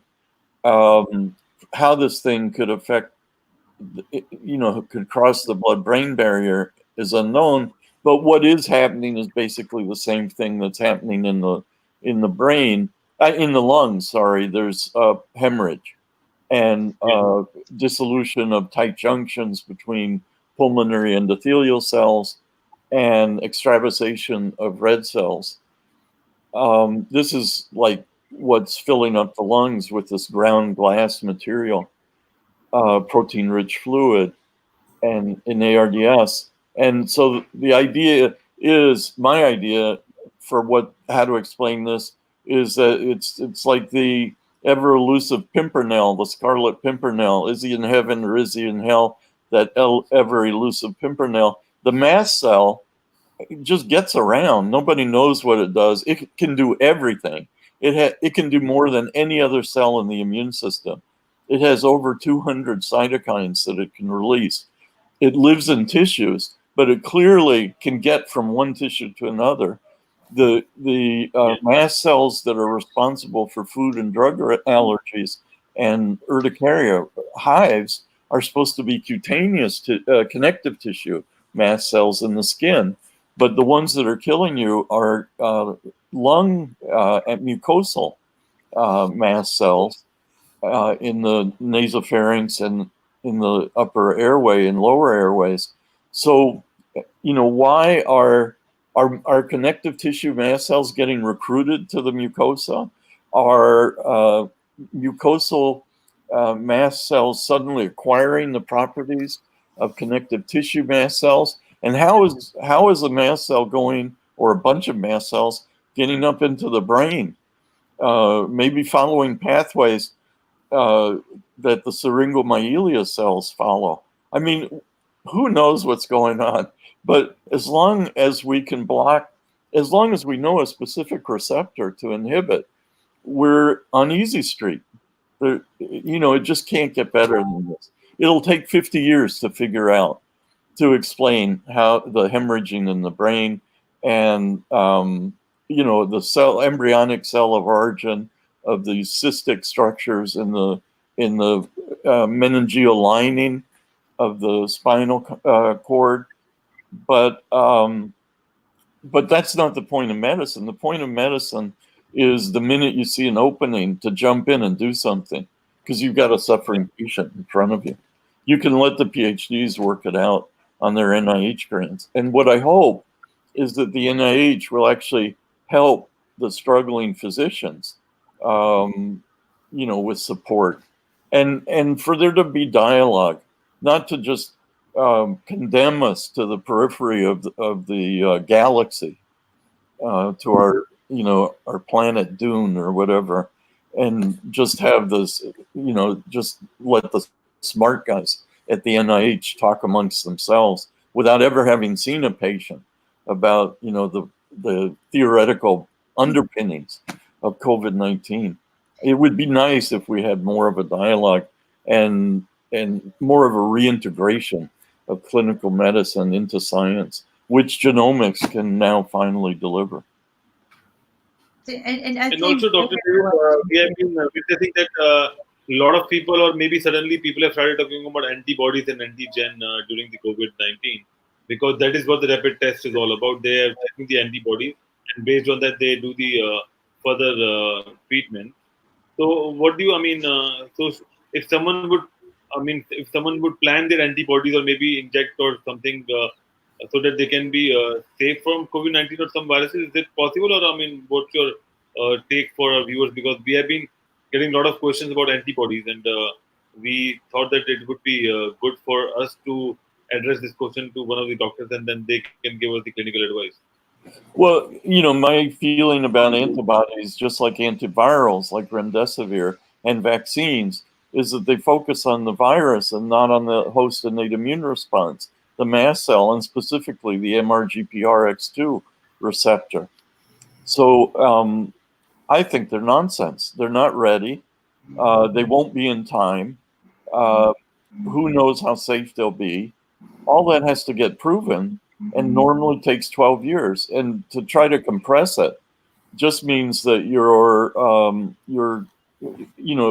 shortcutting on safety studies, which is not a good idea when you're rolling something out to a massive population of hundreds of millions of people, because for sure safety issues will bite you in the ass. And that's the point of public health. The point of public health should be to number one, pursue the safest approach that's the fastest, the cheapest, and the most likely to work. And that means repurposing already existing generic drugs, and basically seeing the relationship between the new disease and stuff that you already know how to treat, like asthma. And so I'm just blown away by the lack of public health people out there. There is no voice for public health. We hear all about this garbage, about passive antibody transfer and vaccines and remdesivir, and nobody's saying prednisone. Well, nobody's taking up for the doctors and the nurses that are on the front line either. And we've heard word that they're actually being fired for speaking out for themselves. Well, they're idiots. They're asking for masks when they should be delivering prednisone to people. And why are they not even thinking about this? Because we don't train thinkers. We train robots. Right. We train doers. Exactly. We train sycophants and robots. And we don't train people to be curious. It all became a systematic situation when insurance took over this country. That's right. Instead of healthcare, insurance took over. And I remember one of my doctors I'd had for over 20 years was almost in tears when he was telling me, in order to survive, they were going to have to go to this new systematic method, but he would do what he could to continue caring for me. And it broke my heart because it broke his spirit. He was the kind of doctor that when you had your physical with him, you went in and had tea for a half hour. Nice.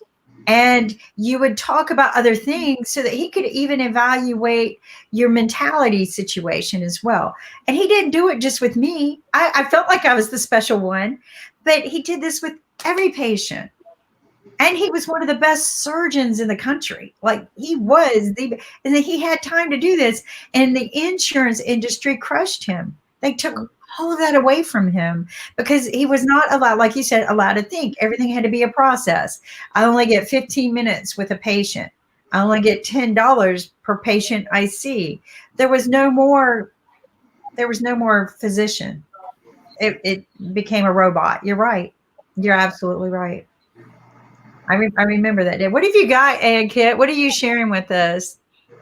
So I'm trying to share Dr. David's website so that our viewers can reach Dr. David directly on genomed.com. Dr. David, would you like to explain what is this expert all about and how viewers can approach you? You've managed to make your way to the contact us page. Yeah. And you'll notice that if you can't find your way, you just go to genomed.com, and over on the left hand side, there's a contact us. So that'll get you back to this page. And all you have to do, really, the only thing you have to do is put in your email, and then I'll write you back, and then we can go from there. That's all you have to, you don't even have to put in your name. You don't even have to put in that you're selling me pussy porn or you're from Russia or any of the other stuff that I get. But I will ask you, how can I help you? And then if you want to get on this COVID-19 trial that I'm running, or you have kidney disease and you want to stay off dialysis, I'd be happy to help you. So the key to remember is this is about avoiding dialysis. This isn't potentially about if you've been on dialysis for a while and coming off of it. Again, this is about avoiding and preventing, which is to me very important. Right. I mean, I have a feeling, I saw one guy with chronic renal failure eventually get off. Wow. And I wouldn't be surprised if there weren't stem cells in the kidneys like there are in other organs, trying to do the right thing by their host. And so I would love to work with dialysis nephrologists like Dr. Kular and see if we could come up with some kind of cocktail that just gets enough of a GFR out of these remnant kidneys that look all shrunken. But really, the difference between 5 cc's a minute that gets you on dialysis and 8 cc's a minute, which can keep you off, it should not be that hard to get. And maybe with Dr. Mohammed's help here, I call him Dr. Mohammed, it's the hat, but maybe we can get a cocktail combination. Maybe we can all work together to find that cocktail that that can work. Today it might be different for everybody. Each person might be different. Well, the beauty is that pathophysiology just follows 1 or 2 routes. It's not going to be different for everybody. It may be that their diets are different, and so they need a little bit less of one drug than another, like this curry thing for COVID-19 just blows my mind. I love it. Why not? Everybody needs to be on quinapril on dialysis. The problem is that their potassium is going to go through the roof. So you'd need a really willing collaborator to put them on 0K baths and to give them Florinef, even though they don't have a kidney anymore. But their colon can actually do this sodium for potassium exchange. It's like a single dumb nephron, as my nephrology mentor said. So there are ways of tweaking the system that I haven't enjoyed being a grunt as a primary care doc for the last 8 years, because I wanted to be in a research institute and tell people what to work on. But I've been doing 2,000 clicks a day, Wow. and filling out electronic health records so that I can get HEDIS ratings. It's a pain in the ass, and I can't wait to get a better job. Oh, wow. How do we get you a No, better job? Let's help you get a better job. Let's get you a lab. I Let's think start with at getting you a IBM we can lab. help you. I think at IBM we can help you so that you will focus on your clinical trials and the research part, and the rest we can handle it on our side. How about IBM? So IBM That's what I'm would saying. be nice. They have the quantum computer, which they Yeah, want Watson. all of your We data. don't need Watson. We don't need Watson. What? No, I'm just saying it's not Watson. Watson's this computer. Quantum is this computer. They have a quantum computer. But with IBM, you're gonna have to give them all your data and Oh, I would love. Look, I'm a slave for another company. I would be happy to do sexual favors for anybody at IBM. I've been waiting so long. I can't speak for IBM in general. We're fortunate that we get to use the name IBM TV. We did TV series with them about Watson, but no, I agree. We need to step up the plate a little bit, take the research away from the monopolizing industry, because truly the true answers have come from those that have been out Yeah. of the box. And the microwave, it came by pure accident. I do want to ask everyone, what is your thoughts? Again, this is not fact related, this is just thoughts on the fact that we're continuing our NASA research and we're going to continue sending people into space, when in some ways we could be taking all of that money and putting it back into medical research and living with what we have on Earth. What are your thoughts on this? I'll start with Ankit. Can you repeat? I missed the question. Okay, all right. I'll start with David. So, what are your thoughts, David, on that? Oh, well, I think that maybe we should have learned from history in 1918. The war to end all wars should have. I think space exploration is basically, as has been made clear with the Space Force that President Trump has just commissioned, it's clearly just a substitute for military under another name. It's impressive, but it does absolutely nothing for people on Earth. I remember thinking on July 20th, 1969, that when ghettos were burning, that we should be doing more for civil rights and for Black poverty, and that the space effort, although magnificent, was a complete waste of money.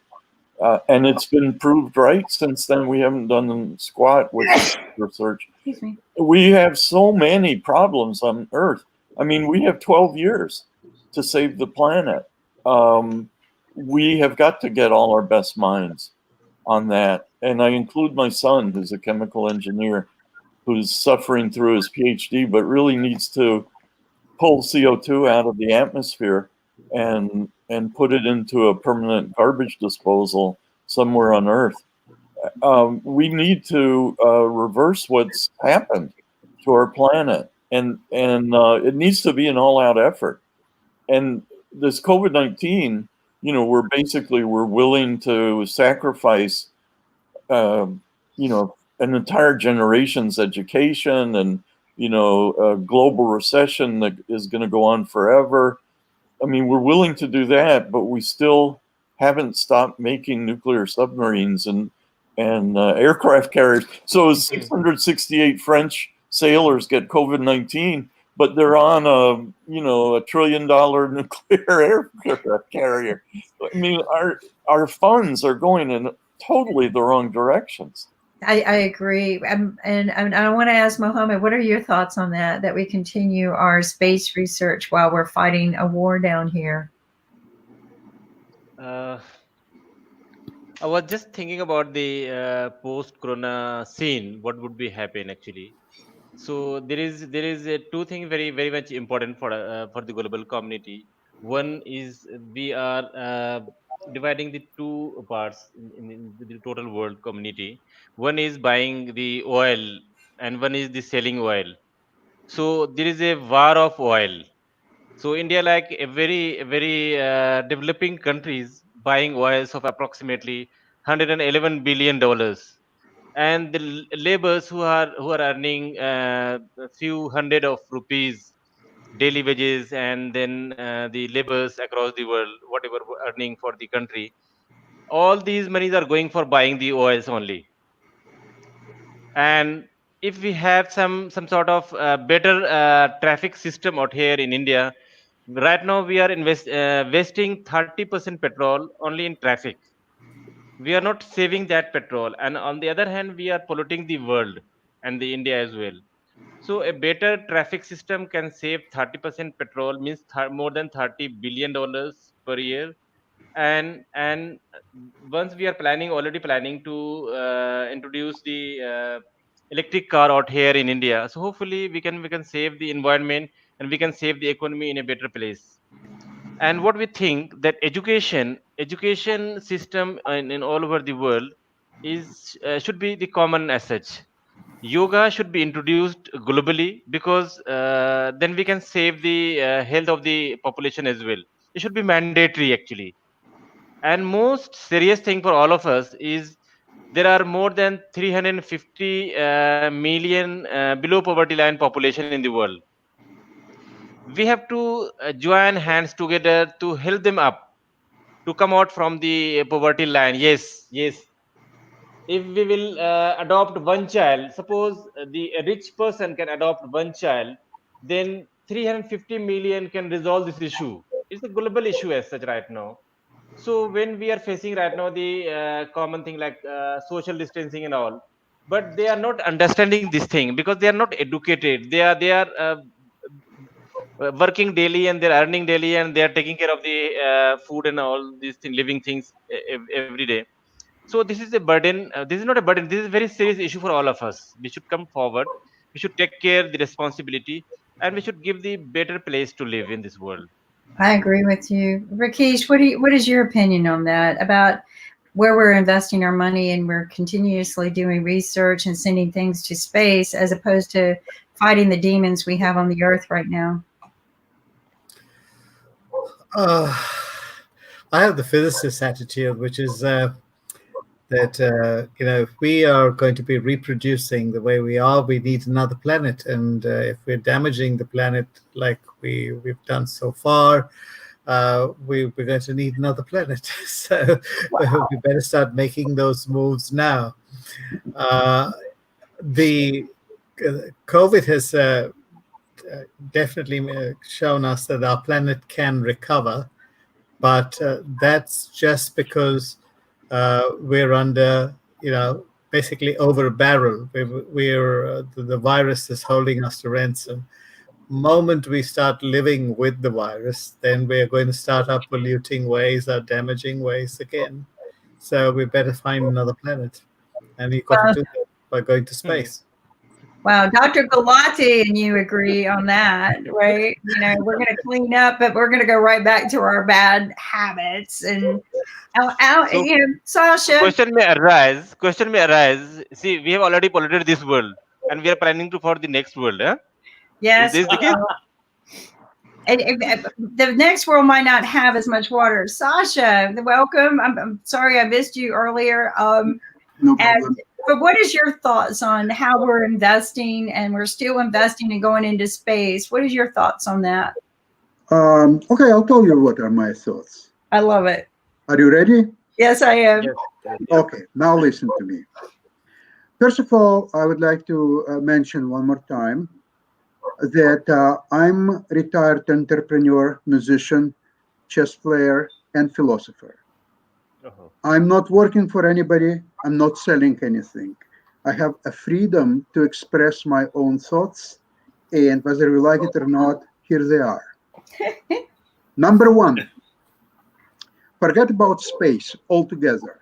There is no country in this world that can afford any meaningful space program, which in fact doesn't have any merits in spite of just developing technology to fly farther and faster and so on, which doesn't benefit humankind at all. So there is a way to explore space. Private companies like Virgin Galactic, for example, So people raise money, they invest their own money, they send people to space, or they're about to send people to space, or maybe they're not going to send anything in space. That's their own right, for their own money, to do anything what they want with space or without space, whatever they wish to have. Now, as a result of coronavirus, we already know, or those who don't, they will find out real soon, our world will never be the same. Now, what I'm saying is different people will think differently about what exactly that means, but I'm telling you what it means for me. The world will be much poorer place than it was, say, a year ago. There will be a fight for resources. America will lose its superiority, which was about to happen anyway. It just happened faster than otherwise. There will be confrontation between U.S., China, where most of the world's countries, especially countries like Russia, Iran, this obscure situation where they will obviously support China. The Europe will be neither here nor there because they have own huge problems. I'm not even sure that European Union will remain the same as it is now. I'm pretty sure a lot of countries like Hungary, for example, they will leave, they will go on their own, and I'm not sure what they're going to do, but they will. Well, UK is the best example. Actually, speaking about UK, this is a very, very special case. There was a guy just 2 weeks ago by the name Thomas Moore. It's just a typical English name. He is about going to be 100 years old in 2 weeks. And he lives not too far from London, small town. I don't remember what it is. And he's 100 years old, and he put a small ad in the local newspaper that he is going to walk 100 meters every day to help to raise 1,000 pounds for a local hospital, which doesn't have enough money to buy necessary supplies to fight coronavirus, like masks or so on. Well, 2 weeks later, they stopped raising any more money. You know how much they raised? 13 million pounds. Wow. That's Wow. very, very impressive. And for That's that, a plug right there. oh, you know what's happened next? The people of that town, they approach a Queen of England, asking her to promote him and make him a sir. They say if they could do it to Elton John, this guy, he's a veteran of the Second World War. More than deserves He's it, 100 yes. years old. He fought for the country. Make him a sir. And it's going to be announced to his 100th birthday. That's Awesome. So he's going to absolutely be a knighted. cool story. He's going to be Yeah. knighted on his 100th birthday. We need to film that. Oh, yeah, I would like to look at it, but I was really, really impressed. I heard it yesterday evening, and I was just so impressed with this story, but I'll try to find out more about We that. need to get him to do that for our friend Dr. David over here, and his Absolutely. research. Absolutely, because his research is about not just preventing it, but Sasha, I love the fact that you don't have a gag law with you. Thank God, because I appreciate, unlike Kumo, I appreciate the I thinks and I believes as much as I do the facts, because believe it or not, a lot of things are proven beyond the facts. And so I want to know, Ankit, what are your thoughts? Because you're such a fact person anyway. But what are your thoughts on us spending so much money still on going to space? We've heard the reasons why. Science fiction says we should. But what are your thoughts on this? Because right now I think we need to be putting our money on the double. We have to stop thinking about the dollar note and start thinking about humanity and the environment and things like that. Can you do that? Because whatever we are doing, Okay, I'll do it. So I love stop it. thinking about, for Dr. David, stop thinking about. So basically, what I mean, everyone is, trying to do something or the other, and on the back of the mind, they think that they will earn a lot of dollars. So if you just stop thinking about the dollars and try to do the work to gain success, I think that would I would suggest, because right now also we are thinking about investments, and investment give you returns. No one talks about investments with the bad investment, or with the negative investment. People wants to add their money some way or the other, and that's what entrepreneurs like us do. But if we start counting on our success and start appreciating each other, whatever the success they are doing, like Dr. David, he wants to do a lot of things. He has a lot of things lined up in mind, but unfortunately, he's not able to get those funds required. And if we didn't get for next 5-10 years, it's difficult. So we are losing a good brain just because of this dollar. When we So need to apply appreciate people who can innovate or try to do something, and then try to pull up things, and not focusing on dollars only, and focusing on the success and appreciation of those persons. That's what I believe, because in humanity, or in the current world, some people are very superior, some have very powerful approach and things like that. So we are not respecting people like this, and we also say that we are. Some people are from a third grade country, or a fourth grade country, or a seventh grade country. Right now, COVID makes everyone here. You're So just third grade countries, about that. We are all equal right now. Well, Anyway. third grade countries, they are I think behaving much better than what we are behaving. The top 20 countries, and they are not asking your help. Basically, they know how to do it, and they know how to manage their own lifestyle and their own country. So it was never about the power; it was about the approach and the way we move forward in a day-to-day style. And within the limited requirements, I think countries are doing very good, rather than those countries who have a lot of dollars and a lot of power and a lot of infrastructure and a lot of defense equipment. They are unable to solve the matter. I think COVID-19 has put us in kind of a post-work world. I actually disagree with Sasha. I think things will go absolutely back to normal on May 1st, as long as people are taking their prednisone. But what I think is happening to the world is space appealed for two reasons. You could fly faster fighter planes and bombers, and then satellites have been tremendously useful, both from military point of view, but also from the commercial point of view.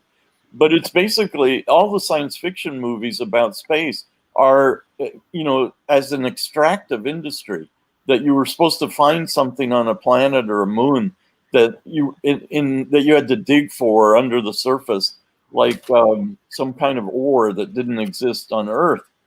And so I think it's never going to be cheap enough to mine for nickel or something on the moon as it is in Africa.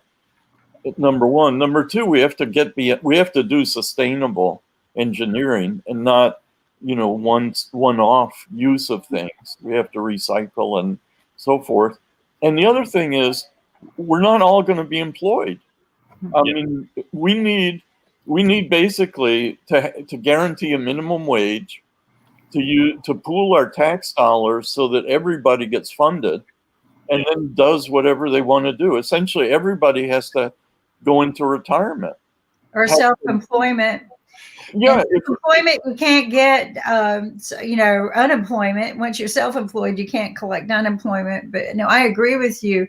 One of the things that this conversation reminded me of is the movie The Martian with Matt Damon. Any of you see that movie?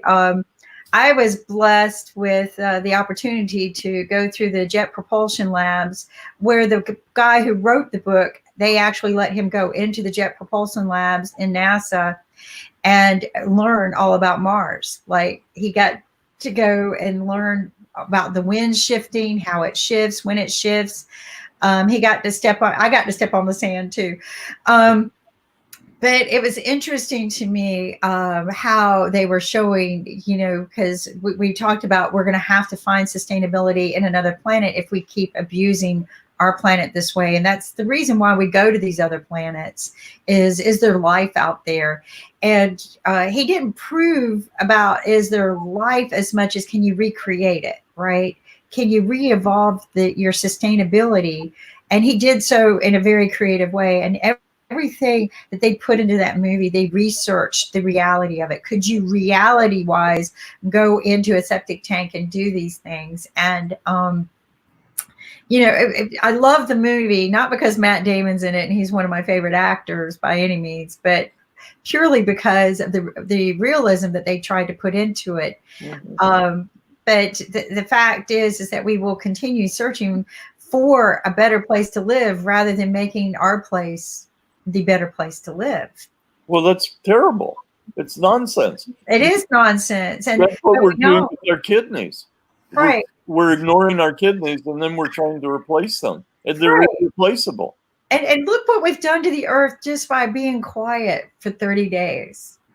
Look at the earth is smiling again. I would love to talk to one of the guys who works on the coral reefs, because the coral reefs were dying so quick and fast. And I would love to see what the ocean has done in these past few weeks, just by not having the barges on the ocean as often, and the cruise ships, and I'm not putting that industry down. I'm just saying I would love to understand the impact on our ocean right now. But we continue looking for a better place to live rather than putting our resources into the better place to live, and that is Earth. There's no other planet like Earth. We were put here for a reason, whether you believe in God or in science. We evolved on Earth. We can't evolve on Mars without a tent over us and a mask. And if we keep going the way we are, we're not going to be able to evolve on Earth without a mask. Right now we have to. And I think our resources need to be put back on Earth. Although I agree with I have a thought there. NASA is I grew up wanting to be an astronaut, right? A NASA astronaut. I used to be, this science little brain girl that just like, oh my God, I want to do that. And there's so much out there that is unknown. But as I got older, I think it became more important to me to make what I have more valuable than what's out there. And we need to keep doing that. And if this isn't a wake-up call, I don't know what else God's going to do to slap us in the face. Really? I mean, and like Ankit said, this has kind of made us all back to here, right? We're all back to equal. We need to join together, become humble, right? Get our communities back together, find the love and humility and respect, and what? Many blessings.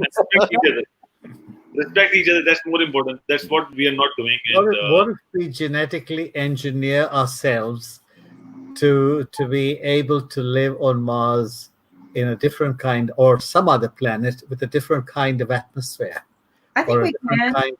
We can. I don't see any reason why we can't. And I do. You need a different set of kidneys to go there. Well, completely different set of things. Organs completely. It took 3 billion years to get to this point. We don't have 3 billion years. Technology accelerates on itself, so you can't really use those predictors. No, but what I'm saying is we understand who we are, our system, so poorly that any attempt to reproduce them inevitably falls flat on its face. Well, that's because I think we try to over. It's not relevant to the future. Well, there are these crazy ass theories, like the computer guy who wants to. Well, it's like Ted Williams freezing his head, or it's the computer guy who wants to cut his head off and get connected to a computer. I mean, that's not going to happen, folks. It's just not going to happen. You're not going to put your brain into a computer yet. It's just right. Yeah. So there needs downloading your brain to a computer. There needs to be less technology and more religion. We need to respect our only planet. Religion is faith, right? Faith is probably the biggest thing. We're here. religion doesn't have to be any one particular God. It could just be the wholesome fact that we respect who we are and why we are here. The Indians, the Native American Indians, believed in that in 100%. The spirit was within the body, and they respected Earth. Everything about Earth had to be respected. Everything about the animal had to be respected. You did not kill an animal just for the antlers. Okay, you didn't kill it for a trophy. You killed it because you had to feed your family and clothe your family, right? That animal became everything you needed, right down to the knife to kill the next animal. And we don't do that. We kill things for the trophy. We don't respect Earth, and we need to get back to that respect. One of my favorite science fiction books, John Carter, was written way before its time, right? Edgar Rice Burroughs. Way before his time, about a cowboy traveling to Mars, right? But when you look at these science fiction books, in a small sort of way, they're telling us ahead of time, we're going to kill ourselves. We're going to make an Earth that's not worth living if we're not careful. Every one of these books did that. Every one of them. The Matrix tells us the same thing. And can we tap into the brain? I think eventually we will find a way to do it. We'll do it by first tapping into our bodies, right? We are going to be injecting a chip in our body one day. We're going to have to, in order to sustain life, we're going to have that data. We will give up our freedom and privacy for the right to live eventually, because of the way we treated Earth. We're going to have to do that. That's true. And so science fiction in many ways is going to be coming true. The Matrix will start to come true. Minority Report, where, you somewhat, the reason why Minority Report will come true is analytic data, right? You're collecting so much data about this person's movement that you'll be able to predict their next movement. Just like today, guys, we're going to be able to predict the chess players' movements if you watch Chess Stars, right? So in many ways, we are evolving into that will be what we evolve into, whether it happens today, 10 years, 15 years. I know that we've got astronauts currently training for 20 years to take a trip to Mars. They were specially picked several years ago. That's what they're training. They're training. They've had to say goodbye to their families. They will never come back again. And they're doing this so that they can see if life can sustain in Mars, and if they can build a colony like Matt Damon did in the movie The Martian. Will there be failed attempts? I think there are going to be several failed attempts. Will there be lives sacrificed? Yes, just like we're doing today, living on Earth. But we can't stop. We can't stop evolving. We can't stop thinking and dreaming. We can't stop coming up with. Wait, Kim. I think the whole purpose of these novels is to illustrate how bad these dystopias are, so that you can avoid them. But so you're ending up saying, let's push for these dystopias. No, I'm not saying pushing. I'm saying you can't stop it. Oh yeah, you can stop it. You get the right people in power who say this is idiocy. I'm not looking at space exploration from the point of view of exploiting it or bringing, building industries on another planet. I just like to wonder. I do too. I wonder. I've lived in so many different countries, and I've enjoyed it. I think I've had a full and happy life, and I celebrate the different cultures that I've seen, and I think that mankind has got that nature, that wanderlust in them, and whether we like it or not, the fact that we still have nation states is a monument to our stupidity. Right. I'm not. But if I said that, somebody would shoot me right now. But thank you so much. You said that perfect. You nailed it. Well, we shouldn't be having nation states. We should be having no armies. If we're talking about all this, if we're looking at idealism, we should not be having armies. Right. We should be looking at what can we do to better ourselves? Going to space, not for the sake of mining things or doing sorts of, polluting other planets, but seeing something different that can make us better. So send a camera, send a robot, Mars Yeah. Explorer. That doesn't. And that robot could be us. That robot could be us, biologically engineered machine. Oh, forget biological. Open mind. I mean, Open mind. If we follow the same pattern with no army, then who will win the elections? China is also trying to go there. If we were China is also trying to go there. Yeah. Could be. So it's very serious. I'm saying that China, the concept of China, India, America, Russia, China, they should have been irrelevant. China is a hammer. Irrelevant decades ago. They are not elegant thinkers. They are, it's like they don't care about sacrificing.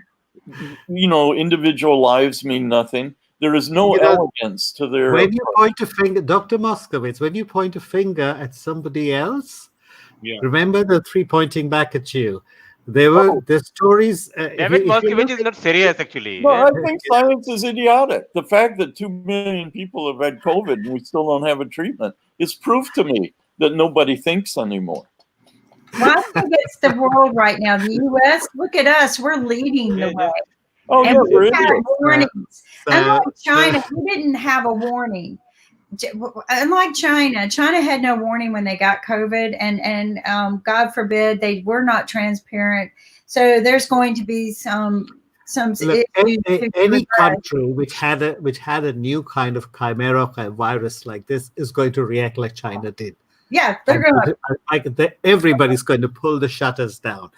Let's not pretend that we're better than China. No, You know? but I think let's there's humans not- just like us. I've lived with all kinds of people. I've lived in Africa. I've lived in Oceania, white people. I've lived in China, yellow people, and I've lived in India, brown people. I'll tell you this. I've lived for a substantial number of years in each of these countries. I tell you, we're all the same. We're all There are equal number of crooks, there are equal number of brilliant people, equal number of honest people, equal number of thoroughly decent people. and mentally people, equal number of mentally sick people. Yes, China did not solve the epidemic.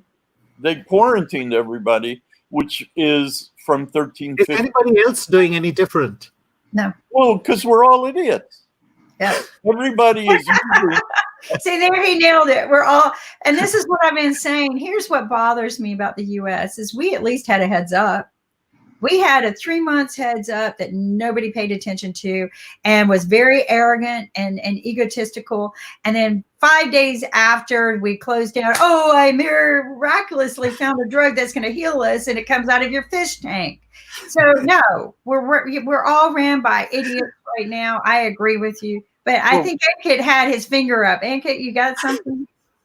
So I was saying that if we follow the world, what Rakesh ji wants to imagine or wants to say to our viewers, Oh, Paul, just who will hope. I think who will it's be the next then?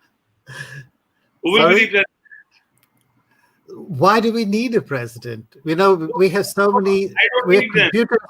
We have computers that do teraflops in nanoseconds. Okay, so you run everything by what? Referendum. You don't need a leader. no, we never have.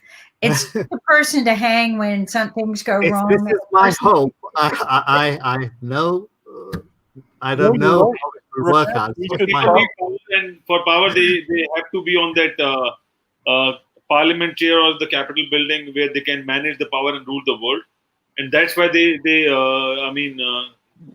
the elections, and that's why. The idea of a person ruling is a tribal idea. It's It's- very it's a- tribal. It's It's very a tribal idea. and We it's need to never get out of worked. tribal thinking. They've proven time and again that you must have some sort of leader, some sort of guide, and Well, somebody who thinks but utilizes the people in their skill sets, and they've always proven that. But our system is not even designed for a good leader. It is he who has the most money. If you think about the way we vote, we do primaries. By the time they get to North Carolina, all the good people are gone. And the only people who survive the primaries and the only people who make it are the people who have billions of dollars to go through that whole stupid process. To me, a primary should be one day. The whole United States votes on them. That way, my vote counted for the person I wanted. I think our system is so undiplomatic and only for the top 1%, because only top 1% can make it to the end of the primaries. Sorry, guys, you guys screwed our country. We have no real opportunity for a real leader to get in that position, because a real leader, unfortunately, right now has to have billions of dollars. Sorry. If you look at it, Louis XVI thought the same way as Trump does. And look what happened to Louis XVI. Right. There was no 17th. I think we're in a What happened to his wife? Our neck, didn't make us look to other things other than China's draconian quarantine. But we are in a position where we could vote on everything by referendum. And so, in other words, we could justify everybody getting an adequate salary, not $100 million a year, but not $15,000 a year either. Everybody could get an adequate salary, because everybody is in Congress representing themselves and voting on every single item of legislation. And we don't need to look for jobs anymore. We can that is my hope. I don't know how far it will go. To run for office of any kind, though, in this country takes a lot. Are we also heading towards a global citizen concept where, as Rakesh said, that we should have a global citizen concept, and if I want to live not in India, maybe in USA, I just need to swipe it, and then I'm a citizen of different country. You will be given the information of what that entails. No more walls, build bridges, no more walls. Right? And also, we all follow the WHO rules and regulations and guidelines. But WHO is not able to make the standard guidelines for the world. It will be no WHO. It'll be us. No, that's what I think we need to evolve organization. So that is what I'm saying. That once you are a global citizen, you have those global standards and rights and duties. Rights and duties. Two sides of the same coin. Be it you are in any country at any point of time. George Monbiot is one of my favorites. George Monbiot is one of my World favorites. Government about 20 years ago. Yeah, we'll have to check that out. I need to get that book. You're absolutely right. You know what, Ankit, though, as great as this conversation has been today, as healthy as it's been, we're going to have to wrap up so we can go to a fun game. Chess Stars, right, folks? So go register for your free crowns. I hope everybody joins us. We're going to be switching over to another channel here in a minute, and we're going to have the lovely Alexander May is going to entertain us for a while we take a break before the game starts. Kim, one question. Do you have anywhere a link to registration to Chess Stars? Is there a link? I would like to note it. So it's chesstars.com, right? Yep. It's right there at the bottom. We've been promoting it all week. About almost every other day, we've been promoting, or every day. You can go to ibm.tv or you can go to chessstars.com. And then if you register today, you get your free crowns. And if you're not quite sure how to do all of this, we're going to be sitting in the VIP lounge with Sasha, who created this whole game. And we're going to be sitting with Sasha while we have our game on, and you can watch us and kind of learn from us. But it's all about guessing the next move, which is something we need to do today, right? We need to guess what's our next move. Actually, I created this contest to defend humankind. Why? Because there are machines today that can crush any grandmaster in the world, including world champion Magnus Carlsen. But to predict the moves the way it's going to happen in about an hour from now, no artificial intelligence will help you to outsmart human ingenuity, intuition, and sometimes it could be just luck. I as a matter of fact, I've created this and I've played in so many contests. I still don't understand the algorithm, how to win it, what you have to do to win it. No, there's no such thing. It's if Anything, it's a pure intuition. This is number one, which would help you to win the contest. There are some other qualities. Sure, you have to know something about chess. You have to follow the theory. You have to know the players who are going to play later on this game. But intuition is still number one. And I think human intuition still exceeds that one of artificial intelligence. And I think this is what's great. HI is better than AI. I've always said that. You got to have HI to develop AI. So come on, folks. Let's go have some fun with some HI. Okay. And meanwhile, let's see our ambassador sign off for us. Corona virus से कैसे बचेंगे?